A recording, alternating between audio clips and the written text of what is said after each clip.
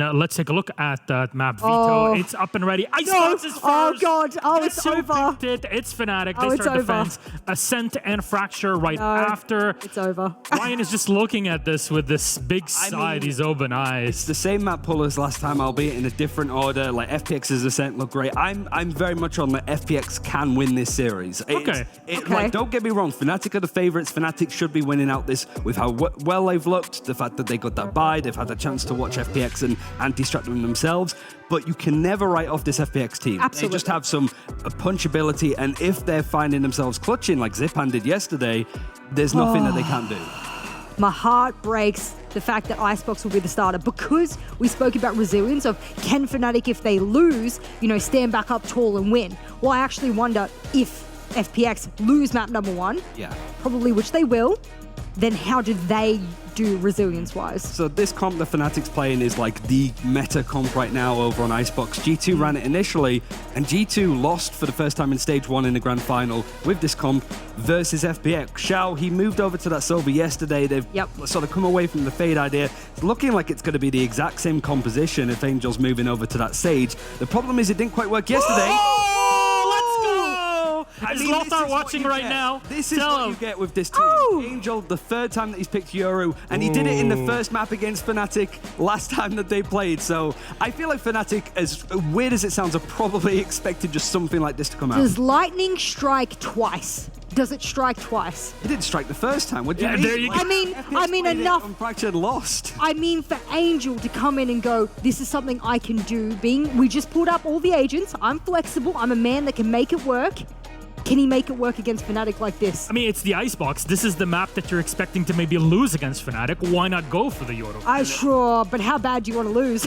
I mean, FNATIC's playstyle is going to be very straightforward, defaulty, trying to slowly make their way up on the A site when they're attacking. They're defending first. How are FPX going to get past 3 Sentinels with one of the sneakiest agents in the game? This is like a Mission Impossible thing for FPX, but I can't wait to see Angel go solid snake and just trying to sneak his way around because there's so much potential play. It could open up the meta. If this works on Icebox, the Icebox meta is like all over the place. It's done. Can you hear that? I can hear Lothar.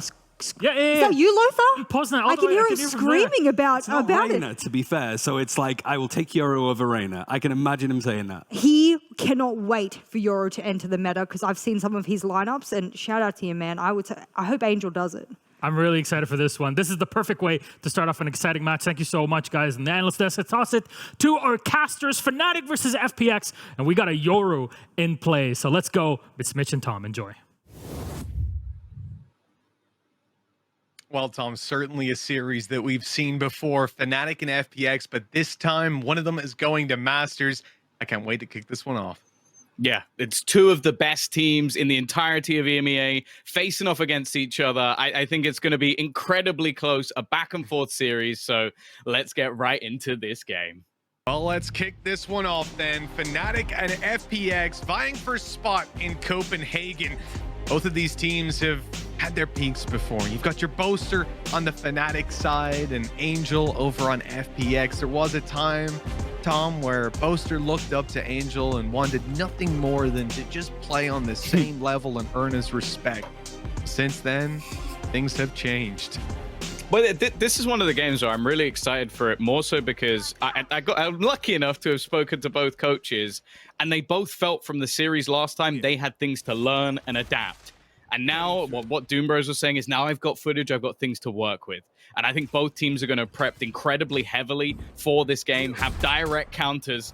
But one of the things that is almost impossible to counter is Durka playing this aggressively. Already, though, a really fast movement to the site. And Boaster, well, he's already been punished by Angel. You mentioned both their names. And Angel takes the win this time. Yeah, Boaster might have won out the battle before. His team might be rated that little bit higher right now. But Angel certainly packing a punch on that Yoru.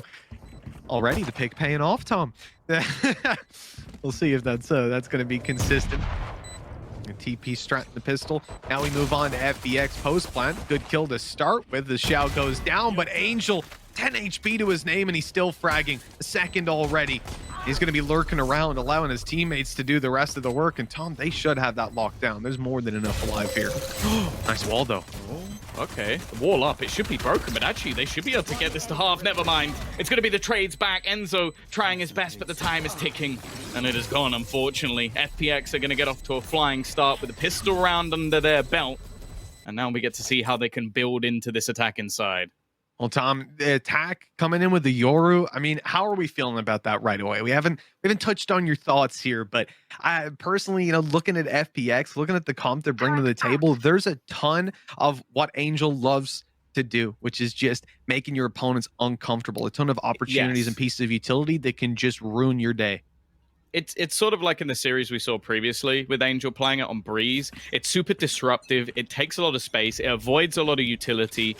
And basically all of the setups that you had before suddenly become worthless because he can bypass, say, for example, your turret or something that would normally give you information like a trap. So these are all things that Fnatic are going to have either worked out prior, which, okay, I'm sure this is something that Boaster and Mini have considered.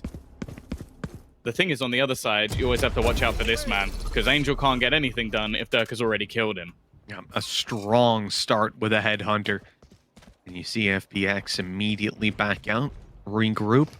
They know now that that fight is not going to be offered up again, at least not from the same angle. What they don't know is that it won't be offered up at all. Fnatic have rotated completely. The B side is stacked. There's 3 players around middle and kitchen.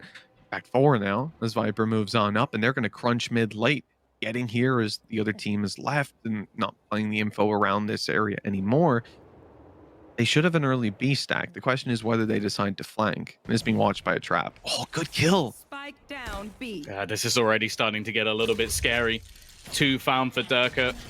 He's been one of, 30 seconds if not the very best player we've seen so far this season already. They're going to use the Poison Orb to bypass the trap. It's something I mentioned for Angel, but it seems like it can be done on the other side as well. Saigetsu, he's already been domed. Alpha has just come up with 2 kills off a pistol alone, and now it's left all onto Ardis. He can only spray down so many. It's a quick resurgence from Fnatic.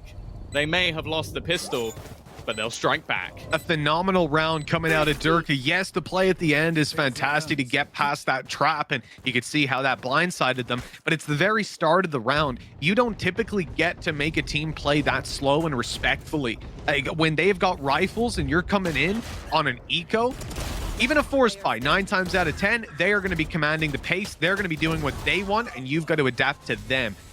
Or rush it down mid or something and usually just get mowed down. But what Durka did was sneak his way into Nest, be extremely patient in there, catch Angel, get out, reset to the other side of the map. Fnatic call the stack there. And again, it's the right read. The flank play couldn't have been better timed. That was some cerebral play from Fnatic. Now a bit of trouble starting to brew, though. Durka will eventually get the trade. The only rifle.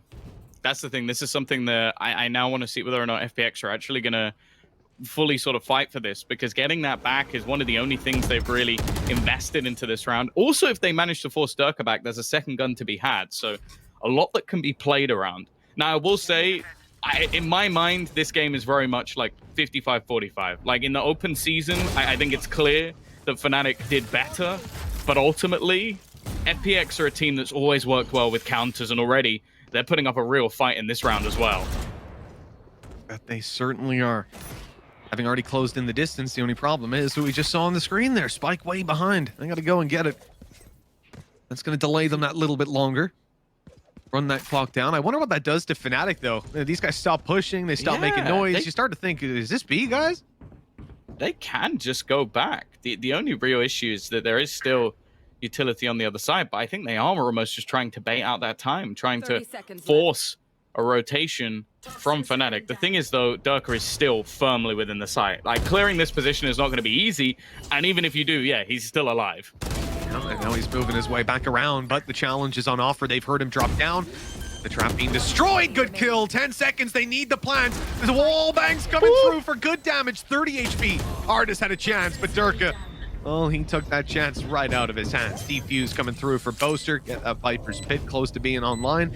And with Durka popping off like he is in these first couple of rounds, he's already got his tour de force. Yeah, that is a terrifying prospect in itself. The fact that this round was so costly, though, is a pretty good sign for FPX. Like, they've been able to reduce the economy of their opponents. As said, well, as you said, it's going to be bolstered by the fact that Dirk is just going to be able to invest into the Tour de Force in the next round. He can probably drop that gun over if they need it. They've also earned up quite a lot of ults, but the same can be said on the other side. Like, you've got the Dimensional Drift not far from being online for Angel, which, as said, that's just going to cause absolute havoc. Especially when you have to consider they're sort of playing... I'm about to say something that is almost as cursed as the fact that Chamber is a Sentinel, but they're playing a double Sentinel. And he can basically just ping all of the traps. Like, everything that you're playing around, he can just go, it's here, here, here, here, and here, and then they can just go into the site and break them all. So it's fantastic for information, especially on a map like Icebox, where a lot of the time you could walk into quite a few traps. There's plenty of teams out there that, you know, they could use this ult, they could get the information, but not have a goddamn clue what to do with it. And I think for the likes of FPX, having someone like Angel, he goes in, he sees that setup, and he puts all the dots together in his head instantly. I like that TP used up there.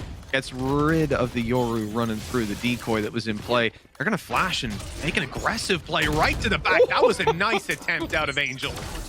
That was bold, I'll put it that way. And actually, they haven't cleared this angle properly. I'm a little bit wary, because Durka is still sat in this backline. He can't escape, though. Bear that in mind. There is no escape at this point. So they will just trade him out, but a trade at this point is absolutely fine after Angel's already fallen early. Certainly no chance for a Viper's Pit. They are going all out, though, on FNATIC.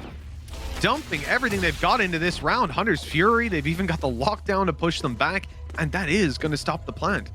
40 seconds there about left, and that's Xiao Detain's Spike Carrier, but they can cover him. He actually threw a nanoswarm into the only position left on the site that could have been left. Alphayo with the big brain, and it's just bought so much time. 20 seconds left for them to now make this move into the site. They're still utility. They've even got a snake bite going in, shock dart combination as well. They are just tapping away. Nice shot from Zipan, though. However, everything's fallen apart. Solid hold out from the likes of FNATIC, and a few little details in there which just make that perfect. We spoke in the previous game about Guild, and we said that, okay, their roster right now, they had an easier run through the group stage, right? Well, FNATIC had the harder group, and they were the only team to go 5-0. They didn't lose a single series. They looked dominant. They played Ascend. The FPX game was incredibly close. It was this map here of Icebox, 13-10. Only barely got it across banged. Let's put it this way. There's only one team who's banged FNATIC on a map, and that is FPX. Yes. Yes, 100%. And now, look, it was returned because obviously the fracture was 13-3 in FNATIC's favor, and that's where we'll be finishing things here. But I don't know, Tom. I think if you get an easy game like that against FPX, the same goes for FNATIC with the Ascent. But if you get an easy game against FPX once, I reckon that second time you play the map will probably be the hardest game of your life. That's the thing. It's a risk for both sides, like playing the same map again versus an opposition of this caliber. I will say Fracture is one as a third map that I'm sure FNATIC are going to be very happy with. Angel's just gone straight in. I love this space taking from him. Again, it just causes so many issues while the rest of the team just go for what is basically a default take. He's already made it all the way into the site. And bear in mind, he does have his ult, so he could just go running about. He is, however, dead again to Mystic. Yeah, playing with the pistols here, you're not going to want to throw too much at this. I think if they had a kill or two, maybe. Yeah, for now. See what they can get done. They obviously have an idea of what they're willing to commit to this round, and one of those things is this ultimate to stop that utility from clearing them out of back yellow. This could do wonders for them on the way through. Artis going to be tanking up a little bit of that snake bite, a little bit of the decay. He's just sitting on that orb waiting, and they were not ready for it. But the TP back. Now they're back on the spike. He's going forward for more, but he won't get there in time. I don't think he's quite managed to run that clock all the way down. A very good attempt, though. Yeah, again, I will say, if you're not going to use the Dimensional Drift, I feel like using the null command later might have been a little bit of an oversight, because I feel like, especially with the Yoru not being, it's not amazing. I'm pretty sure a lot of people are just calling it like a slightly more expensive, like recon, or maybe a drone. But yeah, I would have thought maybe just use it to get out of there and just try and get in the heads of your opponent a little bit, but fair enough. You're going to keep that for the next round. The other thing that I think would be a wonderful combo is using it alongside Hunter's Fury, because that's about as free as information you can get of where someone is standing. Well, there's certainly a lot of players outside A, and I think Dirk was hearing that. I don't think he cares all too much. Going up aggressive, having that TP to back off. Here comes Angel sprinting his way up and through the spawn. He's got a TP going on into their spawn. Big flash going in. And that's just pulling these players' attention, right? These guys are now focused and looking towards this site. And all this was just to get that TP in towards the spawn and slow down any sort of a retake coming out of them. They've got Angel, though, so no TP to play with. Good shock. Nice shock dart. Not quite going to finish off Xiao. Again, though, in all of these retakes, there just seems to be an advantage for FNATIC, picking these players off early and leaving so little to try and fight back with. Zipan's just been decapitated on his way back through. Saigetsu at least fighting back a little bit, but eventually he falls as well. Again, Ardis, last man standing to try and clutch things out, and well, absolutely nothing found. I was really living in that fantasy world that Angel was going to make the TP to spawn, spin, and just mow them down, and we'd be like, oh, it's the best agent pick we've ever seen, Tom. But no, that's sad. He's gone down first on the head peak. And like I said, it always does seem like FNATIC have that advantage, and I think right now FPX and what they're running, the Angel's first man in, but he's so separated from his teammates a lot of the time that it's very difficult to get a positive trade out of that. To even 1-to-1 is, I think, what you're getting most of the time in his positions, but it's about opening the space and it's about letting your team follow through. And I think that ult did do that, but going down straight away after, obviously suboptimal. Yeah, I think when they used it to get in on the B side, I enjoyed it quite a bit more because he was taking a separate point of control. So it's like the rest of the team is still going for the normal take, and then he is almost like this distraction on the other side. The other problem they're having, though, is that Durka is still just in unbelievable form. Man is 12-3. Like, again, you don't want to be just a scoreboard Steven, but the fact is a lot of those have been opening kills. A lot of those have been taking parts of the map away and almost just shutting them out. The other thing as well is, and I think this can be comparable to some of the earlier matches he played, he's not getting caught. Like, every single time it's take a shot, I'm gone. And again, I think it was something that Mini said. He was like, when I'm talking to Durka and how I want him to play, the phrase I use is be device. It's like, take the shot, reposition. There's no risk. It's only ever if you have an advantage. Now, Durka can definitely do that, I would say, the simple side of it as well, but in this game so far, he has been device. It's just been one shot out and then reposition to try and take another fight again, and that's impossible to play against. And this is where I think FPX have to start diving back to more regimented play. You got to be thinking about the utility you're putting on these angles before you go, using someone like Zipan to make sure that he can't get out of there for free and you can force the trade, or Angel's flashes to cover these angles as you're going through. I think you have to now become very cautious about wide peaking angles, about going for these dry peaks, because it's been proven that the majority of the time that you go for that, somehow Durka's on the angle. Doesn't matter where you go, he'll be there. This time, he won't be. He's on A. And FPX are making their way slowly but surely to the B site. They've got a wall to get them close, and they've got a Viper's Pit to get them a plant. Already you can see some counter utility being thrown out. I think it was a fake TP utilized Boaster from the top ropes, got his revenge for the previous rounds. Alpha with his back as well, and most of the team now starting to rotate in. In fact, Boaster's actually going to throw in a Viper's Pit of his own, counter it out before it's even gone through. They were almost waiting for that, though, now planting on the edge, safely inside their own Viper's Pit that's been put down. Good control for FPX, and they can back out of this.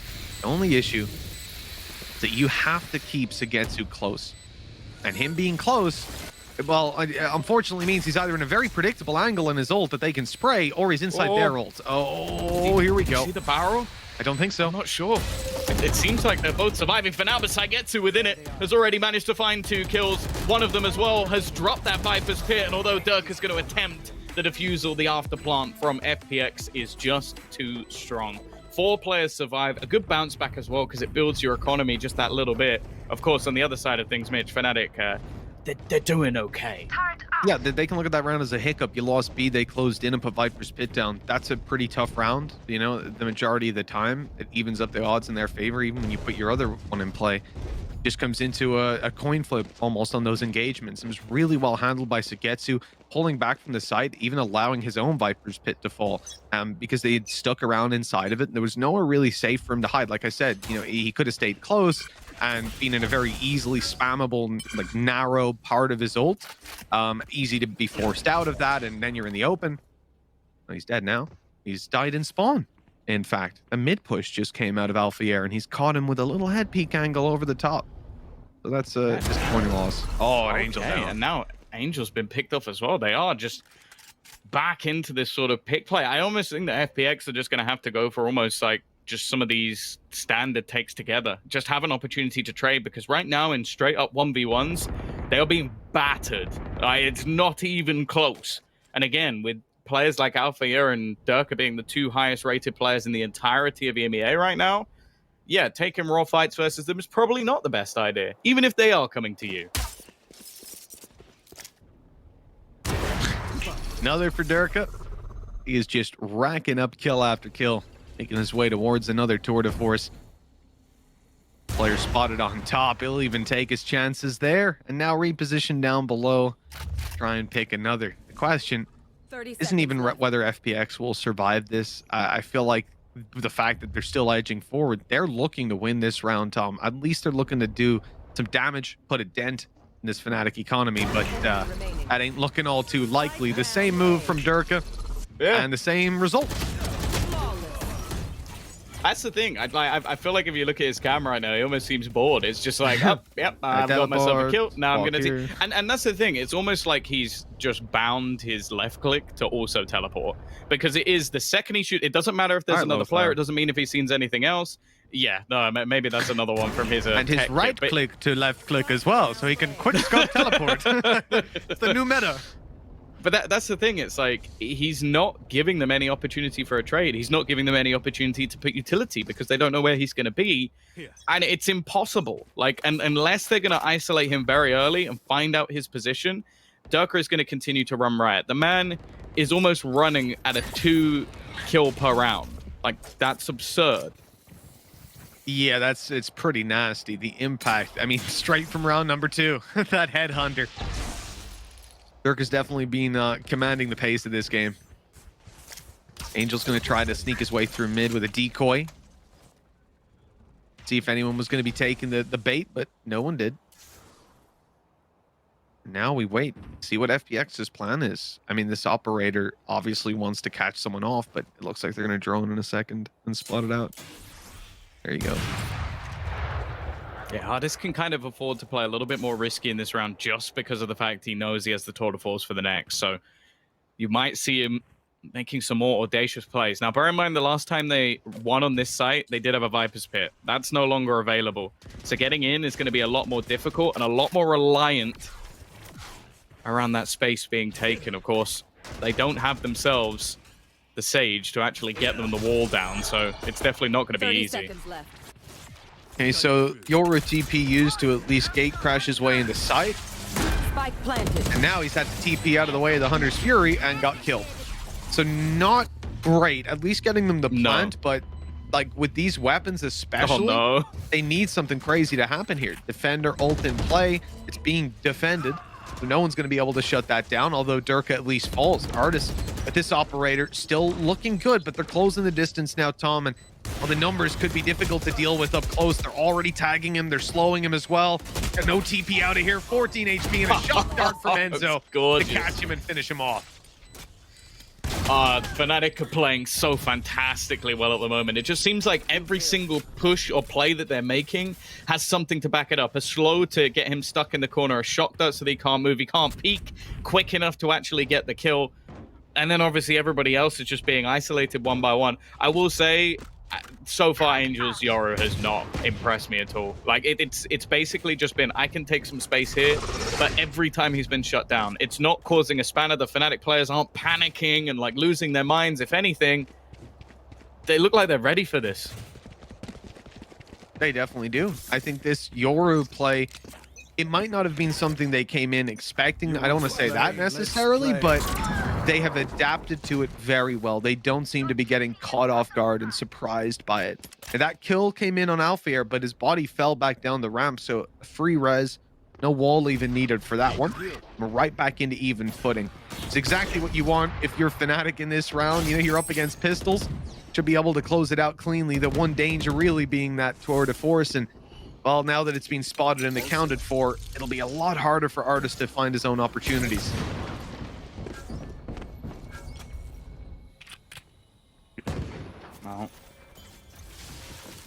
flank. Artist waiting on the angle. But yeah, the flank's coming through. There needs to be a quick kill, and the thing is that TP was almost used as bait. Are they even going to check it? No, they're not. It's just free for Enzo, and he actually only gets one of them. Again, the bait and switch seems all too comfortable for Fnatic. 8 and 2 up, and well, I feel like we're running out of space now for FPX. As I said, like going into this, I thought this would be a close series. This map was very close last time. But I feel like it's, again, we go back to almost that old school problem we always had with the likes of FPX. They love these gimmicky sort of like one-off things that they're going to attempt. If it works, they look like geniuses. If it doesn't work, you get this. That's the thing.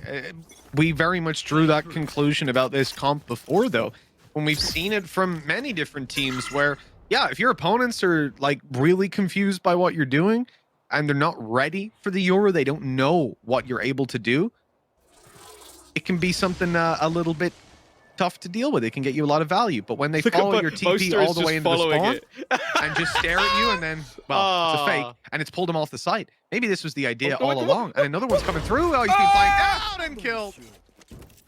Okay, well, I guess they didn't expect Durka to be in a surprise position as well. They are taking liberties with the amount of map control. Already so deep within the A site, and in the meantime, we're seeing that push in towards B. Ultimate's not going to really be an issue, at least from the Fnatic side. They don't have anything to play with other than a tour de force. Whereas now, with a null command and also a Hunter's Fury, this could actually be a decent afterplant, but they're all within the site. A ton of control for FPX up close, but they've got to win the fights then. You're not going to have that fallback position. You can't run the clock. Trade it out 1-to-1. Right away, Artis is falling. Shao below the site. He is trapped right now, but Sugetsu's holding his back. With him gone, it's become so much more difficult. Good reposition, though. Left it down to a 1v1. The orb up, the tap on, and the recon about to come through. But what's Shao going to do right after? Because he's just revealed the player. Actually, that's enough to pull him off the defuse. And what's Boaster doing? He's going to tap it again. Look for the kill, but Shao's won it off time. Oh, still close in the end, but yeah. Maybe tried to bait the runaway that he was just going to save and almost try and fake things out so that Shao would leave. But at this stage, I guess Shao, they just need the rounds. I don't think they care as much about their economy, which is definitely dangerous when you look at the position they're currently in. A lot of ultimates close and almost online for either side. But even getting a fourth here, like that's the thing. This half has not been close. Does that mean they're out of the game completely? No, like a good chance for Artis to step up in the second. It's definitely going to be tougher for Durka. I say tougher because I don't think he'll go 18-6 in the next half, because if he does, they will lose. Or they will have already won, sorry. The wall up tour de force. It's just gross. Utterly despicable play. In the best possible way. They're starting to move back around here. I mean, the question is the ice going to melt before anybody peeks this? It looks like yes, but I'm seeing a lot of players start to shimmy their way over to this side, and that wall's still pretty healthy. Are they about to fight mid? It's got another little bit on it. Zipman's on his way. But look at the drone. Who's next? They're pushing into mid. It's about to be spotted by Angel's ult. The dimensional drift is going to see almost everybody. Timing's going to be everything, but it doesn't matter. It seemed like he still had the angle, but it's not connected. And now Angel's coming in on a far more aggressive position, so Durka's had to fall all the way back. No TP anymore, even if it was still within its timer. That ult through by Zipman going to get them a lot of space. Far back, Hunter's Fury coming through, and Angel's finally gotten the reward. They will drop him eventually. A stylish play. Let's see if it pays off. Already the kills and numbers equalized. Things are looking a little bit scary. Behind that box, Artis hasn't been spotted. He might have to jump on them. He might just be able to catch one, but he's got 3 enemies and a lockdown to deal with here, Tom. How does he get out of this one? A TP, but he'd still be in the lockdown. And they've shot him just to guarantee it. 9 rounds on the board. A solid half for Fnatic.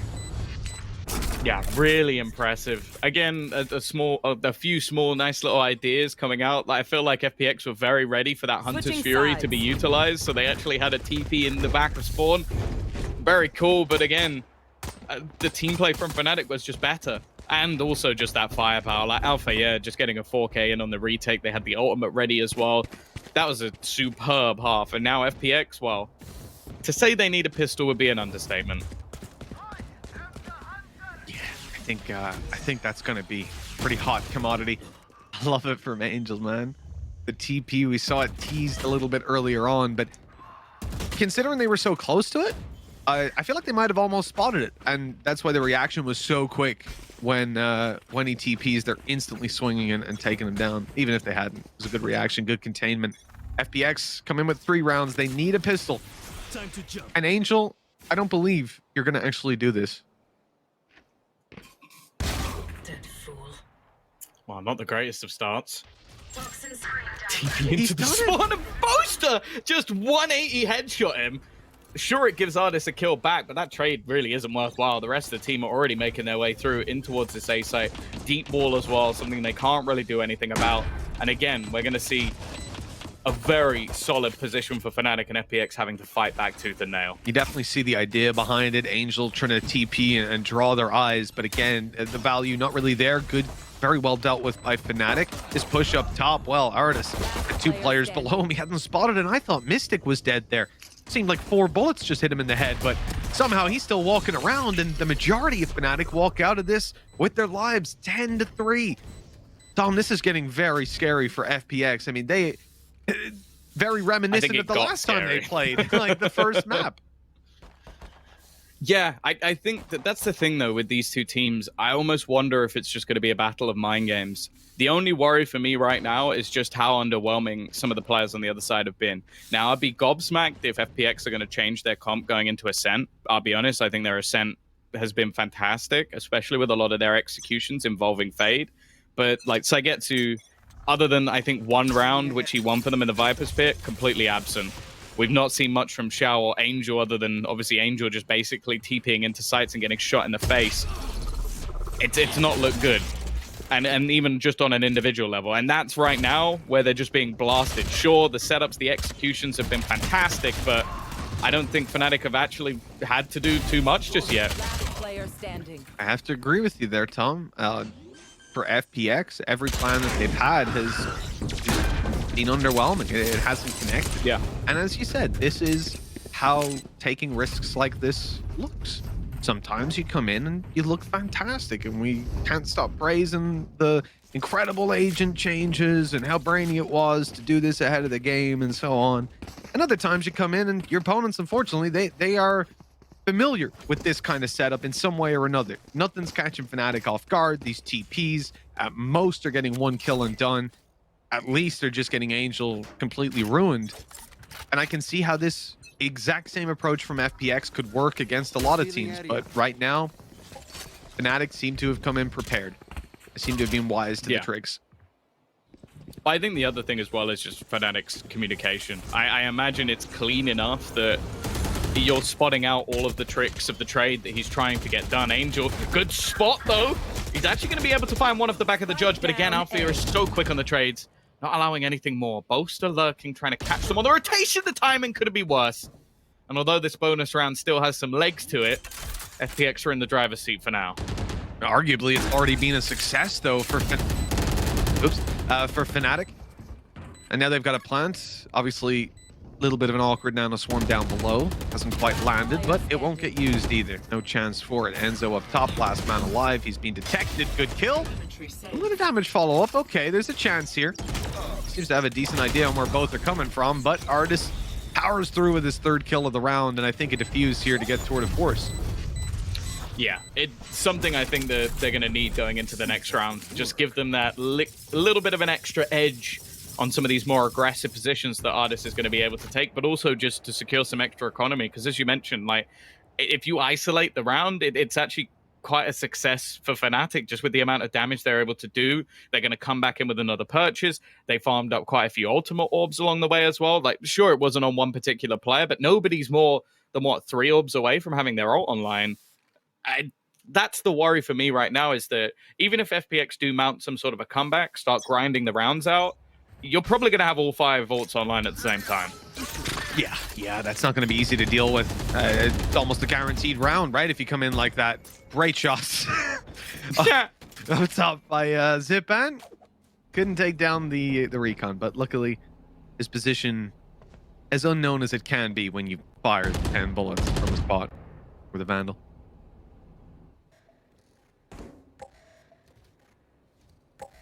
Do they think someone's pushed all the way up? Yeah, they do. They're going to use a drone as well.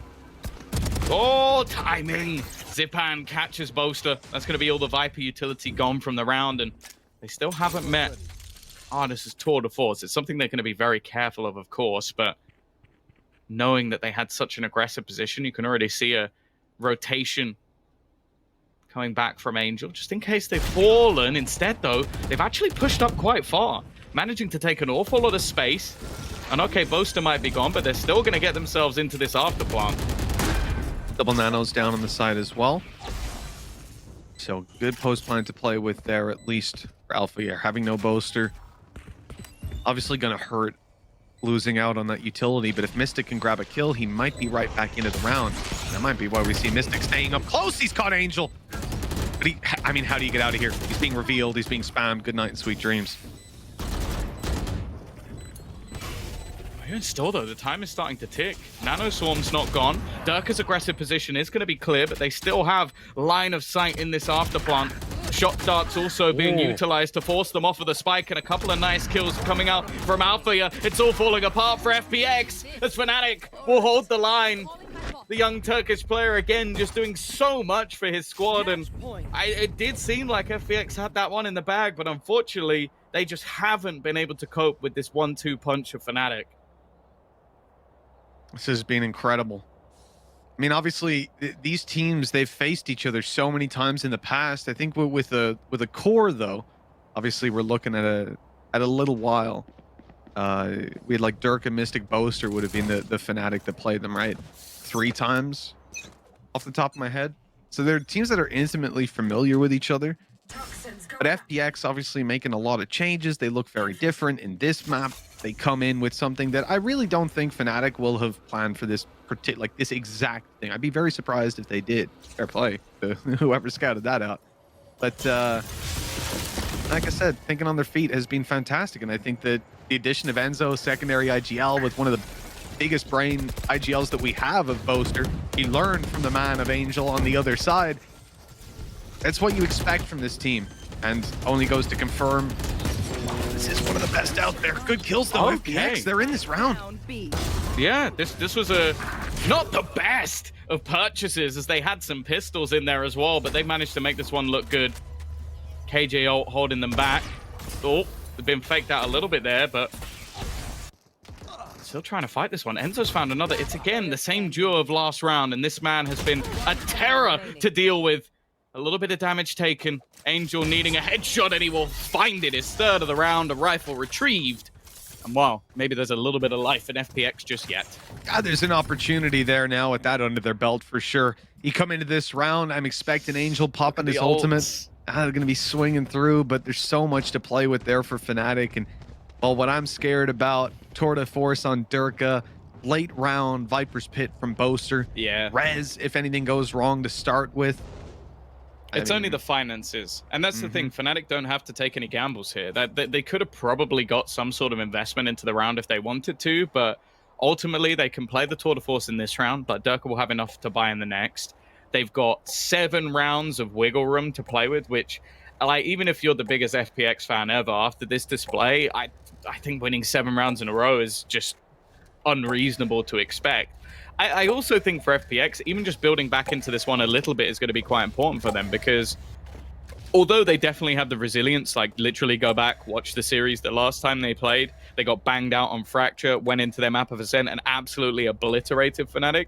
But I just feel like getting the aim going a little bit, making sure the synergy is a bit more on point, and even then if you slip up and lose the map, that's absolutely fine, because then you go into Ascent without the same worries. I think this match, much more high pressure. You've now come in prepared for FNATIC as well. If you get banged out again in the same manner, wow, it's going to be a different story to the first time. Well, this would be almost a regression from FPX, right? It was incredibly close on Icebox last time, and they came through here and had that underwhelming performance. Now here's tour de force right off the bat. It's going to be Durka looking to deploy that towards the B site. He's soon to get a peek from Sugetsu when that wall goes down. With Artis up top, good control, good bait setup. They don't necessarily need to peek on range. And their idea here is to bait the players in. They may just do that. Poster's being spotted, and there goes tour de force. actually, Artist sticking around. Still just fighting back and keeping this position for far longer than he ever should have done. I guess playing with just a Spectre isn't too much of a problem. Alfea's going to get there in the end. Enzo's just found another. Again, every time these two players seem to be alive, the round isn't close, and then suddenly is. They are so lucky that they took down Boaster. That they took down Mystic, excuse me, because they got a Boaster back online. Right now, Viper's Pit online to play with. Instead, there's still a very real chance for FPX to make this work. Now, they've spotted a player still outside, and both of these guys are super, super low. This round should be FPX's locked in. I mean, what a way to close the map this would be. With 30 seconds left, opportunities are limited, and FPX don't seem keen 30 seconds to give left. FNATIC any opportunities. They also haven't found weaponry, which is the unfortunate fact of this close position play by Ardis with a Spectre. Enzo has managed to cross, but eventually Angel will put it in. Again, still none of these rounds have been particularly clean, and the problem is FPX, even in that round, had economy issues. Now, Ardis, the reason he stuck around to farm up those kills is because he is now one away from that tour de force. And again, that can always bridge the gap a little bit. They are going to have rifles going into this one. But again, there's going to be a very strong purchase on the other side. The only ultimate that was used was the tour de force. And other than that, they've still got a very good amount of ults ready for this round. 6 in a row. It's a big task. Like you said, those ultis, they can certainly help them out. We've already seen Artist over on that tour de force. Won't be getting a chance to start this one.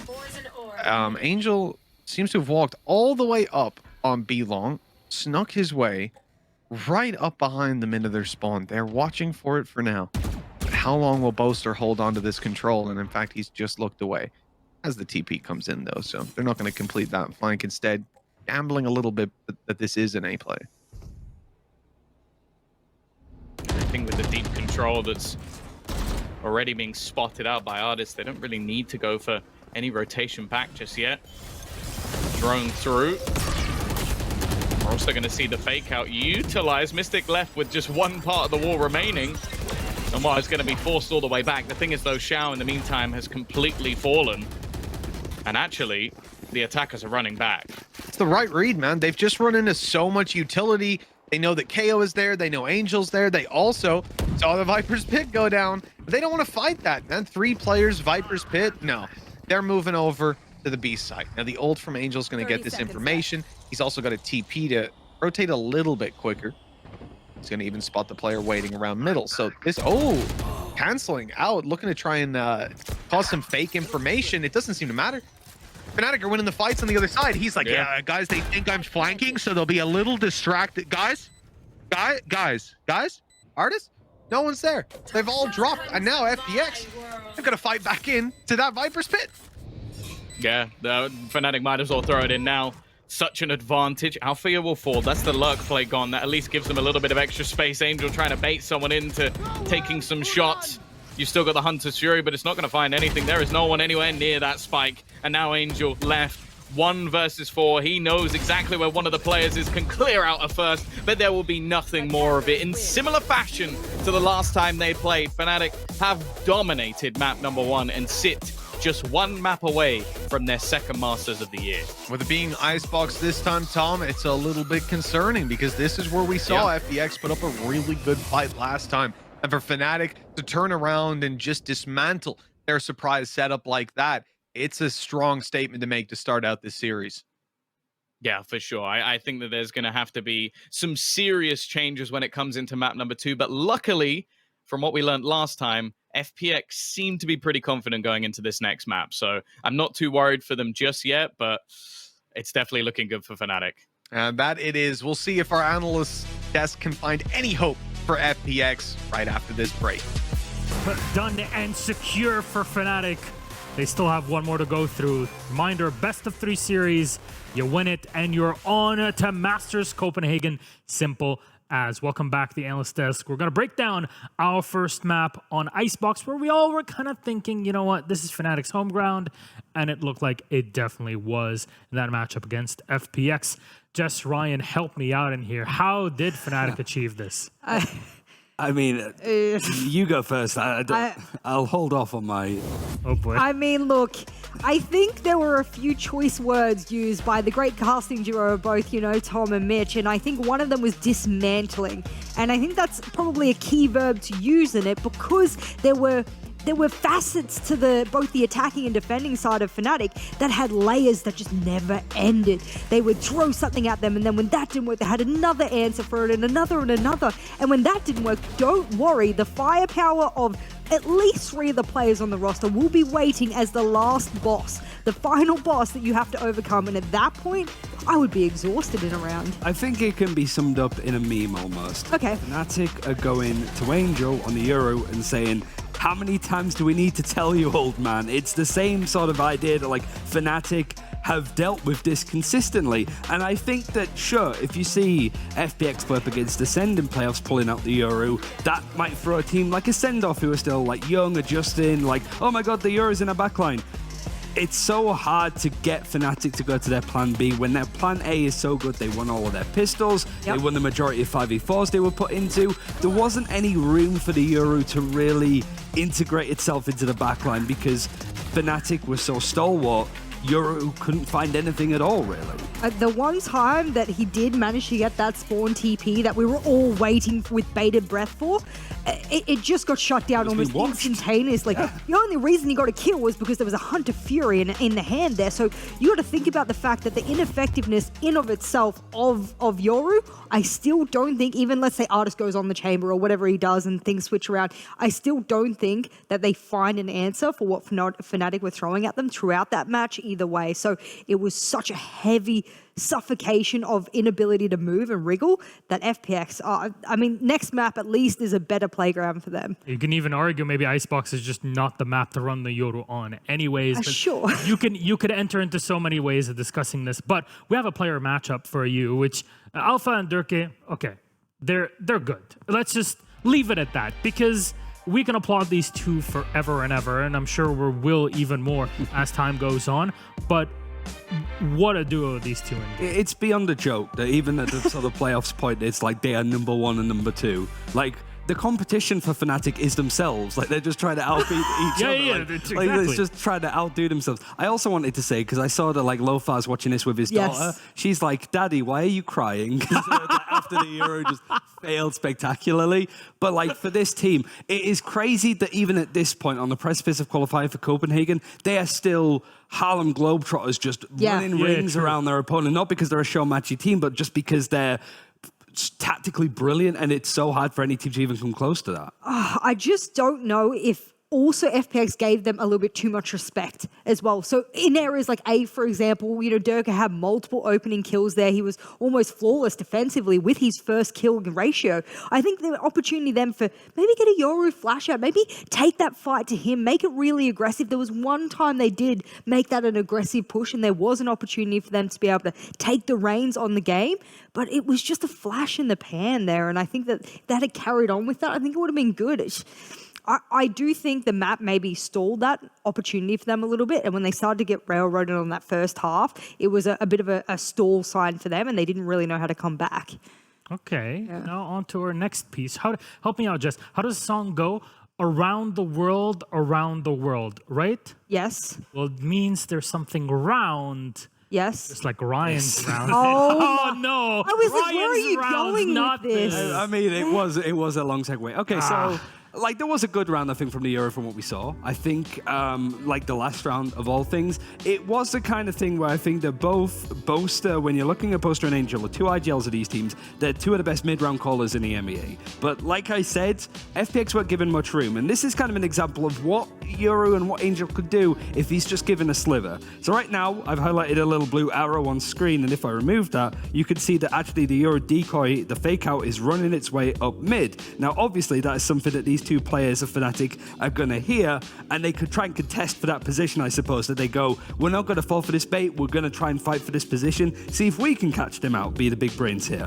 And you sort of see, like, Euro Angel watching this position here, keeping an eye out to see if anybody actually pushes, but if I start playing it and sort of speeding it up and remove the yellow line, you could sort of see that Angel, as soon as he hears like the owl drone being used, if I pull it back, you could sort of see it coming through over from Enzo. That ultimate comes out from the Yoru, being able to like dimensionally drift through mid. The rest of the team goes for the execute, and we also see this lockdown null command coming out from Zipan, allowing a nice like mid to A split that really puts a lot of pressure onto Durka to the point that he actually misses his shots. So if we play this through, you could sort of see just watching these Fnatic players how they're scrambling to get back, like, oh, he's pushing through us, we don't know where he is. That's the kind of moments that Angel's trying to exploit, trying to make these players panic, look around. But look how quickly Fnatic recompose themselves. Like Durka teleports off the angle, he's playing passive, all of this space is given up because of the null command, and if I can sort of move this up, because this is where the teleport play comes in, again, one of the things that Fnatic were doing really well is there's a plant was coming in certainly with the Euro utility, a Hunter's Fury coming across. So great adaptation for Angel with that teleport ready to go, goes in behind, but like I said, there's so much preparation, players are immediately focusing on that. Like they know that Yoru and Angel's going to do something crazy there, so there's few and far between. And even when we saw the Euro get in some space that makes Fnatic go, oh, we need to like adapt quickly, they managed to recompose themselves really nicely and just sort of set themselves up that FPX couldn't find any more space. So that was map 1, Icebox, a dominant Fnatic victory, but now we turn our eyes to our second map in this potentially full best of 3. We'll have to see. Ascent is up next, and FPX's pick. They're starting on the attacking side, Fnatic on defense. Jess, your expectations of this? We have seen FPX do this before, and that is the glimmer of hope in the darkness for me. That is this series for FPX. I do think that them picking Ascent, there is no other map in the pool you could have picked in this series to give yourself the best leverage. Do I think that the Fnatic they're going up against right now in this current form, in this kind of momentum, in playoffs with contention of major, where we know Fnatic lights up, I don't think it's going to be the same kind of quantity. I don't think you're going to get the same kind of match you got before. It was a thrashing, mind you, though, so it's enough to give me hope.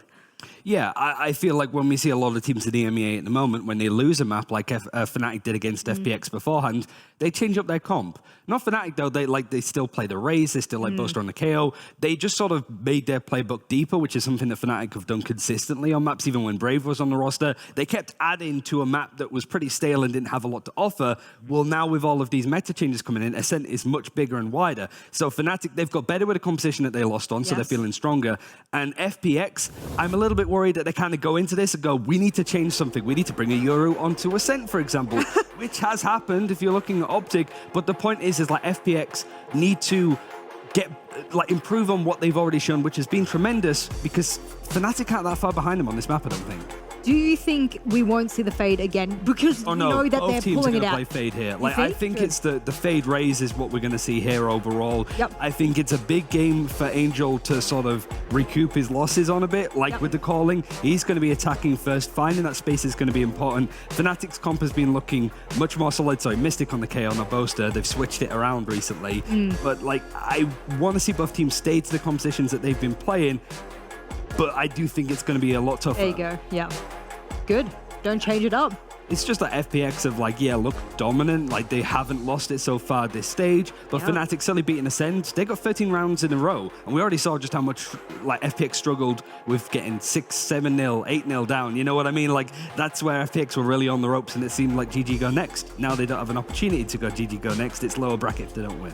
They have such a good split on their attack and defensive win rates as well. When we're talking about rounds, we spoke about Mech being heavy defensive sidedness, and that's how they win most of the matches. Well, on Ascent, FPS looking nice and pretty when it comes to win rates on both sides here. So regardless of which side they had to start on, that bodes really well for me, because again, you're trying to go up against a team here that is very proficient strategically, very open to collecting whatever you're going to throw at them. So this is their really good time to snatch a map win here. Yeah, Shao was embarrassingly quiet, I think, on Icebox. But so now he's over on that fade. This is a good chance for him to show up. Comfort pick for Shao. Well, let's see how it all comes down then on Ascent. Thank you guys very much. It's time to toss it to our casters. Will Fnatic just win this map out on Ascent and just qualify to Copenhagen, or will FPX bite back and take us to map 3? That'll be Tom and Mitch to walk you through it. Enjoy.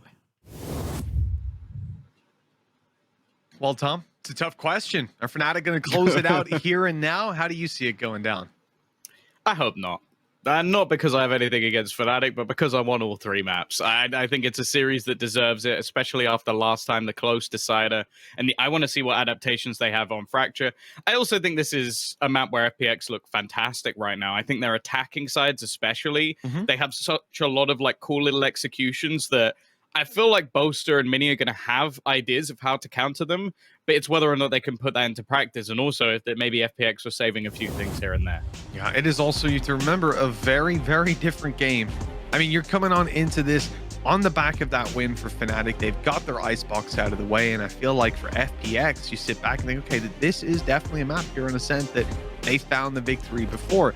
But we saw them come into Icebox with an adaptation that definitely did not work. This time around, I'm excited to see what Fnatic have planned round to round differently. Idiots.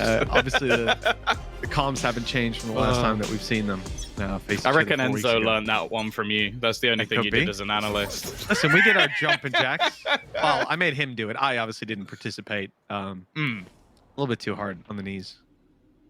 You know, it wasn't worth it. And also, obviously, for you, jumping as high would be a lot more difficult. All right, well, center of that's gravity. an early fight by Durka. He's gone down on A main. Zipban with a quick kill. And look at this, FPX, they've spread the blanket. They're slowing this one down, not looking to play too aggro. They might even get a bit of aggression out of Fnatic now after losing that opening duel. And you see they push into B main, but that seems to be about all for now. Xiao's already going to get them a little bit more information. Of course, a slower style of play is to be expected. Althea caught out aggressing as well, and it's starting to look a little bit rough. Nice shot from Boaster, but, well, now getting spammed through the edge of the smoke. Mystic hitting a couple of his own, but it's now left all onto Enzo. A 1v2, site control already lost, and you can see that Angel is not about to give up anything for free. Pond, Prowler, and C's all online. Ton of information. Find you. Gotta be clinical with it right away. C's going through a little bit too deep. Prowler on its target. It's caught him. And the run through. Okay, kill for Enzo. Is one on the board, and Angel was trying to flank, but he's here a little bit late, already halfway diffused. He's sneaking his way through, knows now that that spike is not being diffused. It would have already resulted in a round win for Fnatic, so he's just gonna wait. It's tapped again, it's halfway. Angel knows he has to swing. And he's seen that nobody's on it. Enzo knows now where he is. He didn't peek from anywhere else. And now the weapon retrieved. He'll try to catch this headshot. 100 HP on Angel. He needs the headshot. And he tried to stick it all the way. Ambitious. I like the attempt, but FPX got out with a pistol anyways. I felt like Angel has a clock in his head. Like, he was just making sure that there was no way he could actually manage to get that one through. Definitely a little bit closer than I think it should have been after the strong start, the double opener that came through. Again, it was sort of hinted at on the desk that I feel like in terms of comfort, in terms of the more, I would say the basics of FPX, this is a map where they're sticking to their composition because it's one that works for them. I think you're going to see the spice on maps more so where it hasn't, especially within this series. I think Durka already spotted as well. Again, they've done well already to sort of shut down his aggression in the first round. I think that's something they're going to have to try and bypass, especially on this defense, is just, okay, where is Durka? What's he's attempting? And how can we stop it from happening? Right now they seem to be stopping Durka from doing anything by going B. Nice little approach around. They've got 3 players on site, one in the spawn quickly rotating as well. Some utility in play from Mystic. He's still got a flash. He sat inside that smoke ready to deploy it. Here it comes out with the frenzy. The free kill, okay, but getting anything else should be difficult. A shorty up close, it can do some serious damage. Already tagging up players, taking kills, and now looking to pursue Enzo, or excuse me, Angel, as Enzo jumps up, throws through that seize, but it doesn't quite catch them. It barely escaped. And now hold on, wait for another player to peek so they can find an advantageous duel, and that they've done. Already Mystic forced off. They've got to be careful of this flank, though. They're going to peek into it, and well, it's the last man you want to be facing right now, the form he's been in. Durka waiting on the angle. Even TP's back to almost exactly the same position. Angel with timer ticking. They're almost worried he's walked away. Instead, he's still within the site. The footsteps have been heard. He's actually going to make his move in towards. The thing is, though, Enzo's actually picked up a rifle. This would be enough to potentially wallbang him out. Just going to try and clear the position. And for the second time in this series, we're going to see FPX win the first round of the game and lose the second. Enzo might lose that first clutch, but he won't lose the second. Thrifty found for FNATIC, and well, that is certainly a deflating concept for FPX to come into that round as Both maps. clear dominant favorite. This was not a force buy. Like, that's where I could sit back and say, hey, you know what? You know, they got surprised, yada yada. They must have lost 200 HP. They must have lost more than 200 HP to a shorty pushing down the lane after they'd already spotted it as well. Like, this was a chaotic round. Yeah, and that's the infuriating thing is like Icebox, win the pistol, lose the second round, lose 4 rounds in a row after it. Ascent, win the pistol, lose the second round, and well, now you kind of look, it's almost an identical buy. Angel, the only one with anything to play with, trying to do some damage, and the rest of the team on just pistols. The same approach from them. This slow and steady wins the race might not really come through for them. You know, the reality is FPX waiting for a push in a moment like this, FNATIC would be throwing if they were to go blitzing through. This is a sit back, wait, and play off your contact, work with your teammates. That's what Boaster's trying to do, but he's taken down right away. Angel's got another. The A side is wide open. The rotation's underway. Xiao's hearing them, tagging one of the players up, and all of a sudden, Tom, they are the favorites in this round. They've got 3 players with rifles. Well, at least they should soon. And a spike plant in a 5v3. Yeah, they've only managed to retrieve one of them thus far. Timing not going to be great, but Enzo forced to shoot the haunt. They have got in with a relative amount of time. Nade's going to be thrown forward. Darker has somehow found 2 in a matter of seconds. And well, Angel's still the only one now holding onto a rifle. Just trying to take back the extra little bit of space. The wraparound could be perfect, though, as Xiao is going to drop both remainders. Big round coming out of FPX. This time, there won't be a streak from FNATIC. And if anything, well, it's kind of ended up better for them economically, but there is absolutely no way that was intended.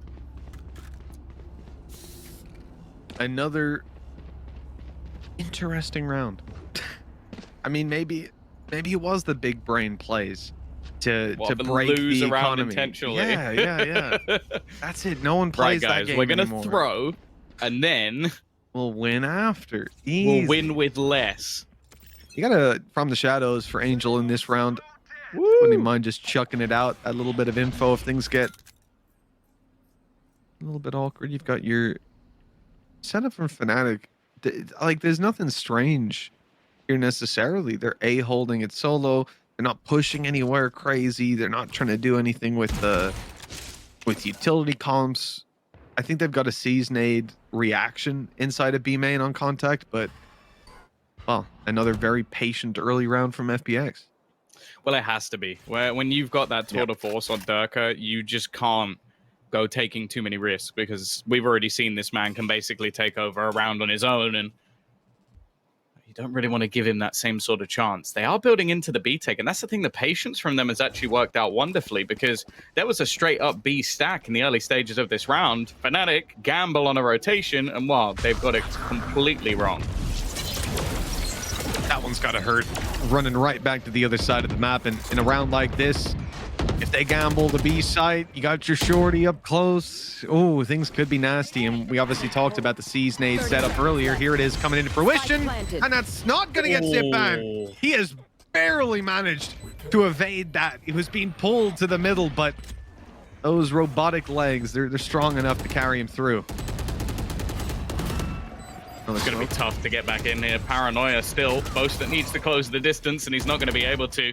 They are being slaughtered, and these backline plays from Xiao and Ardis are going to completely shut things down. A third round on the board for FPX, and now in a very good position at the start of this half, and while this is where we expect to see more of a response. Now you can imagine moving into this round, if they're able to get it done with pistols, this one can be very scary indeed. I'm amazed that he survived that. Went down to like 20 HP. Power-up round coming in. Rifles all around for both of these teams. But I'm looking towards the ultimates, Tom. See how those kills have distributed. And it seems like the powerful ultimates, well, they're not really coming online for anyone just yet. With Tour de Force already used by Durka, I guess Artis has a little bit of an edge, but I doubt we'll see that ult used this round. Again, after fighting for initial control, they've managed to bait out some of that early utility. I think that's going to be really important facing off against this Fnatic squad, is just basically don't allow them to get away with anywhere near as much. The thing is, though, it's a lot easier said than done. Durka just goes peeking into mid. It doesn't matter if he's got the Tour de Force or, in this case, just a rifle, just as deadly. They've lost that early man. Now, Rez is one of the only ults that actually isn't online for FPX at the moment, so no chance to bring Angel back just yet. But they are slowly setting up into this A site, and if they can isolate Mystic, well, they got a pretty good chance. Face your fear! Mystic has the nade that's going to slow them down a lot. Being absolutely bombarded by utility, stuck in the corner. I don't even know that they've spotted him. They have now, but Mystic still holding on, still doing well. Right-click flash, but he's caught on the way back out. FPX not going to keep an advantage here, but at least getting it nice and even in the 3v3. Have they allowed Boaster to walk around? 2 quick kills on the site. FPX are blindsided, and it's Durka to finish things off. The round goes to Fnatic. It was neck and neck for so long, but Boaster making a big play around his own smoke. I can't help but feel like that's an oversight. What the thing is, okay, so firstly, you got to give credit to Mystic for just his utility usage of slowing them down, allowing rotations. But what Boaster did there was just brilliant on 2 fronts. He puts the smoke down, and the fact is he sees or hears, more importantly, the haunt coming, goes outside the smoke where they've just checked if he's in there. So now they have no idea, because obviously he could have TP'd to the back of site. Maybe they didn't hear it. So by avoiding that haunt, he's used that smoke for a completely different purpose and then gets space on a spot that they never expected him to be. That's brilliant.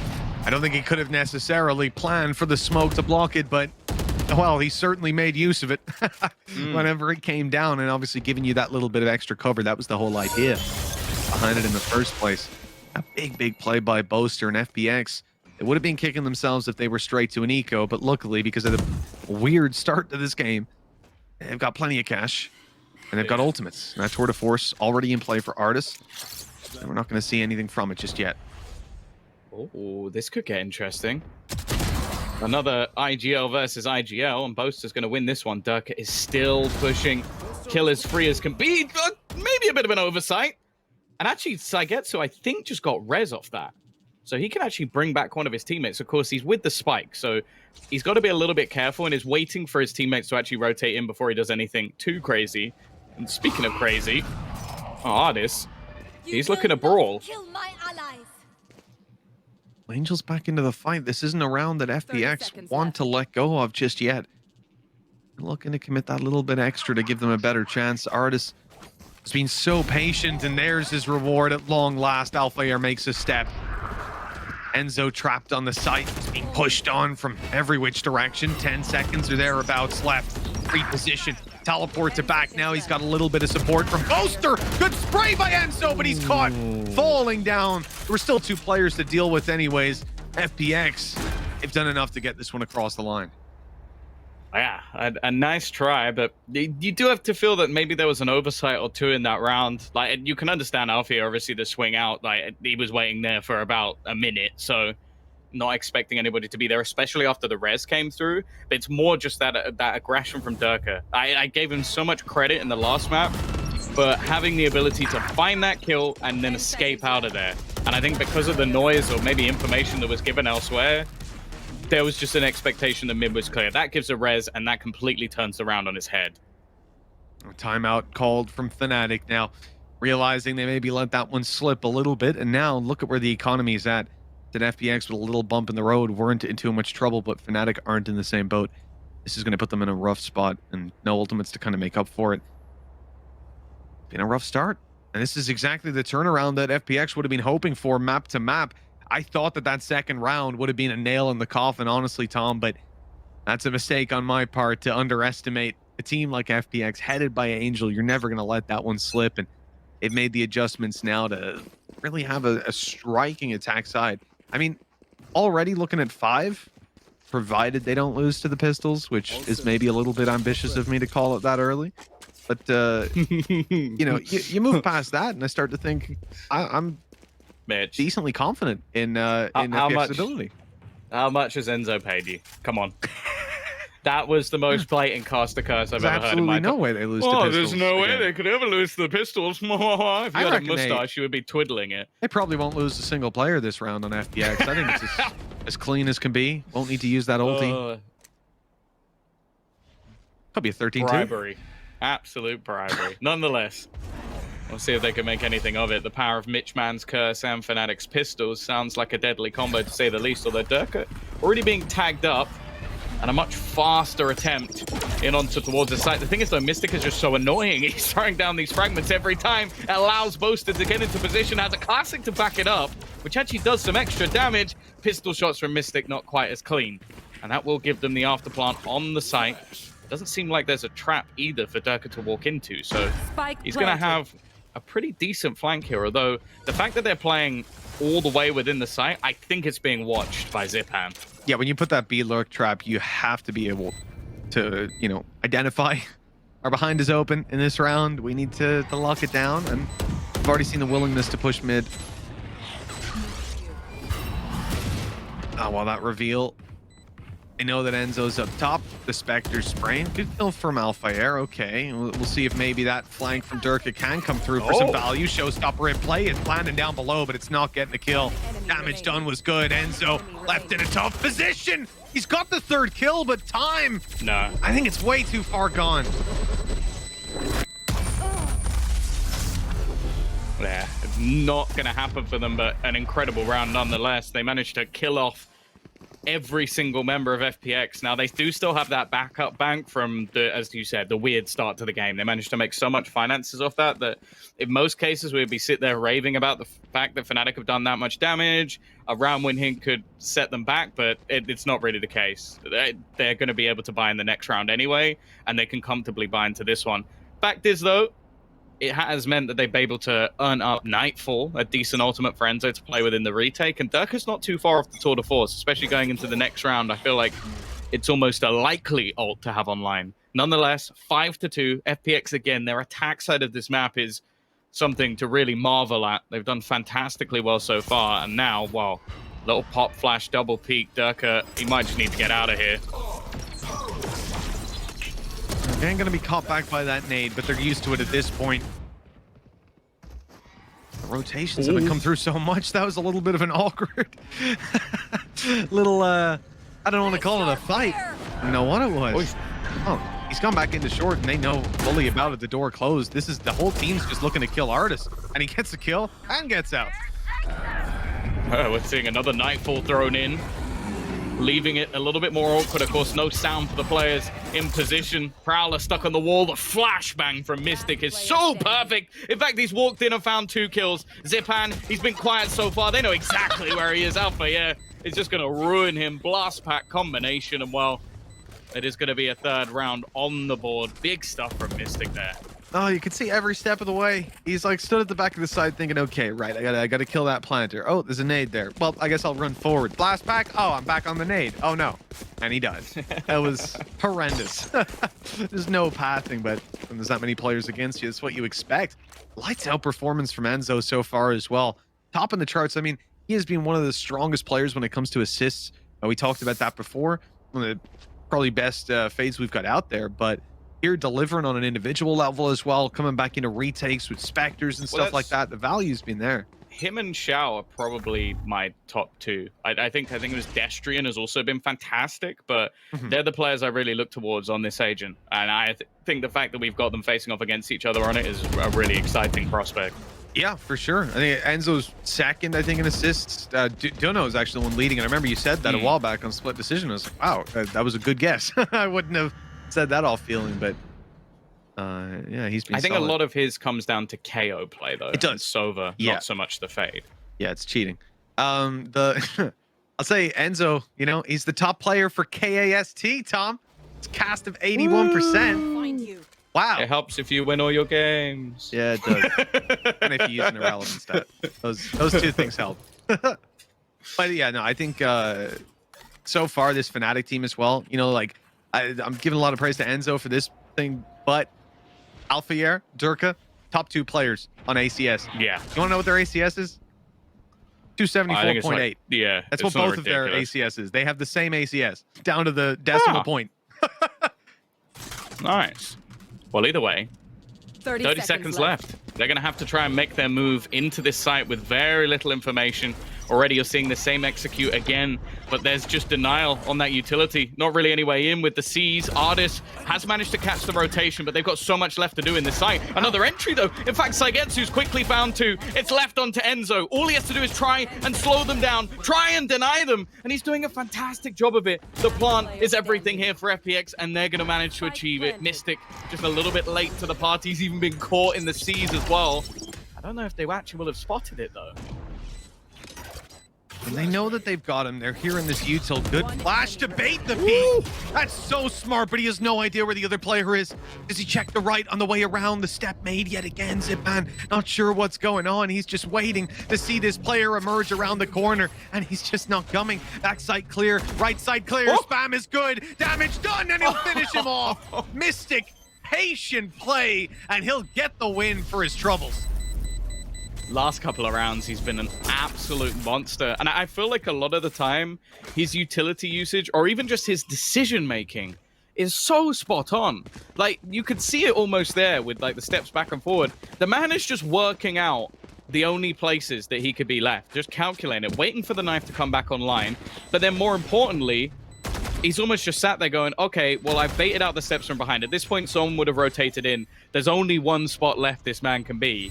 And, well, almost just straight up wallbangs him. But even in the previous rounds we've seen on the A site, you've just seen how effective his fragment usage is. Like, because if you get that wrong, even by a couple of seconds, either someone's in the site or you've thrown it and it's done nothing. I think every single round it's been on point. He's having a great game. And that's a good piece of utility that's often going to be thrown out for nothing, right? Because although it slows them, it doesn't do damage. It doesn't get an assist. It doesn't, like, do anything for him per se. So when you look back at this game, and, you know, the scoreboard Stevens come out and you go, oh, he's only getting a few assists on the KO. That's not very good.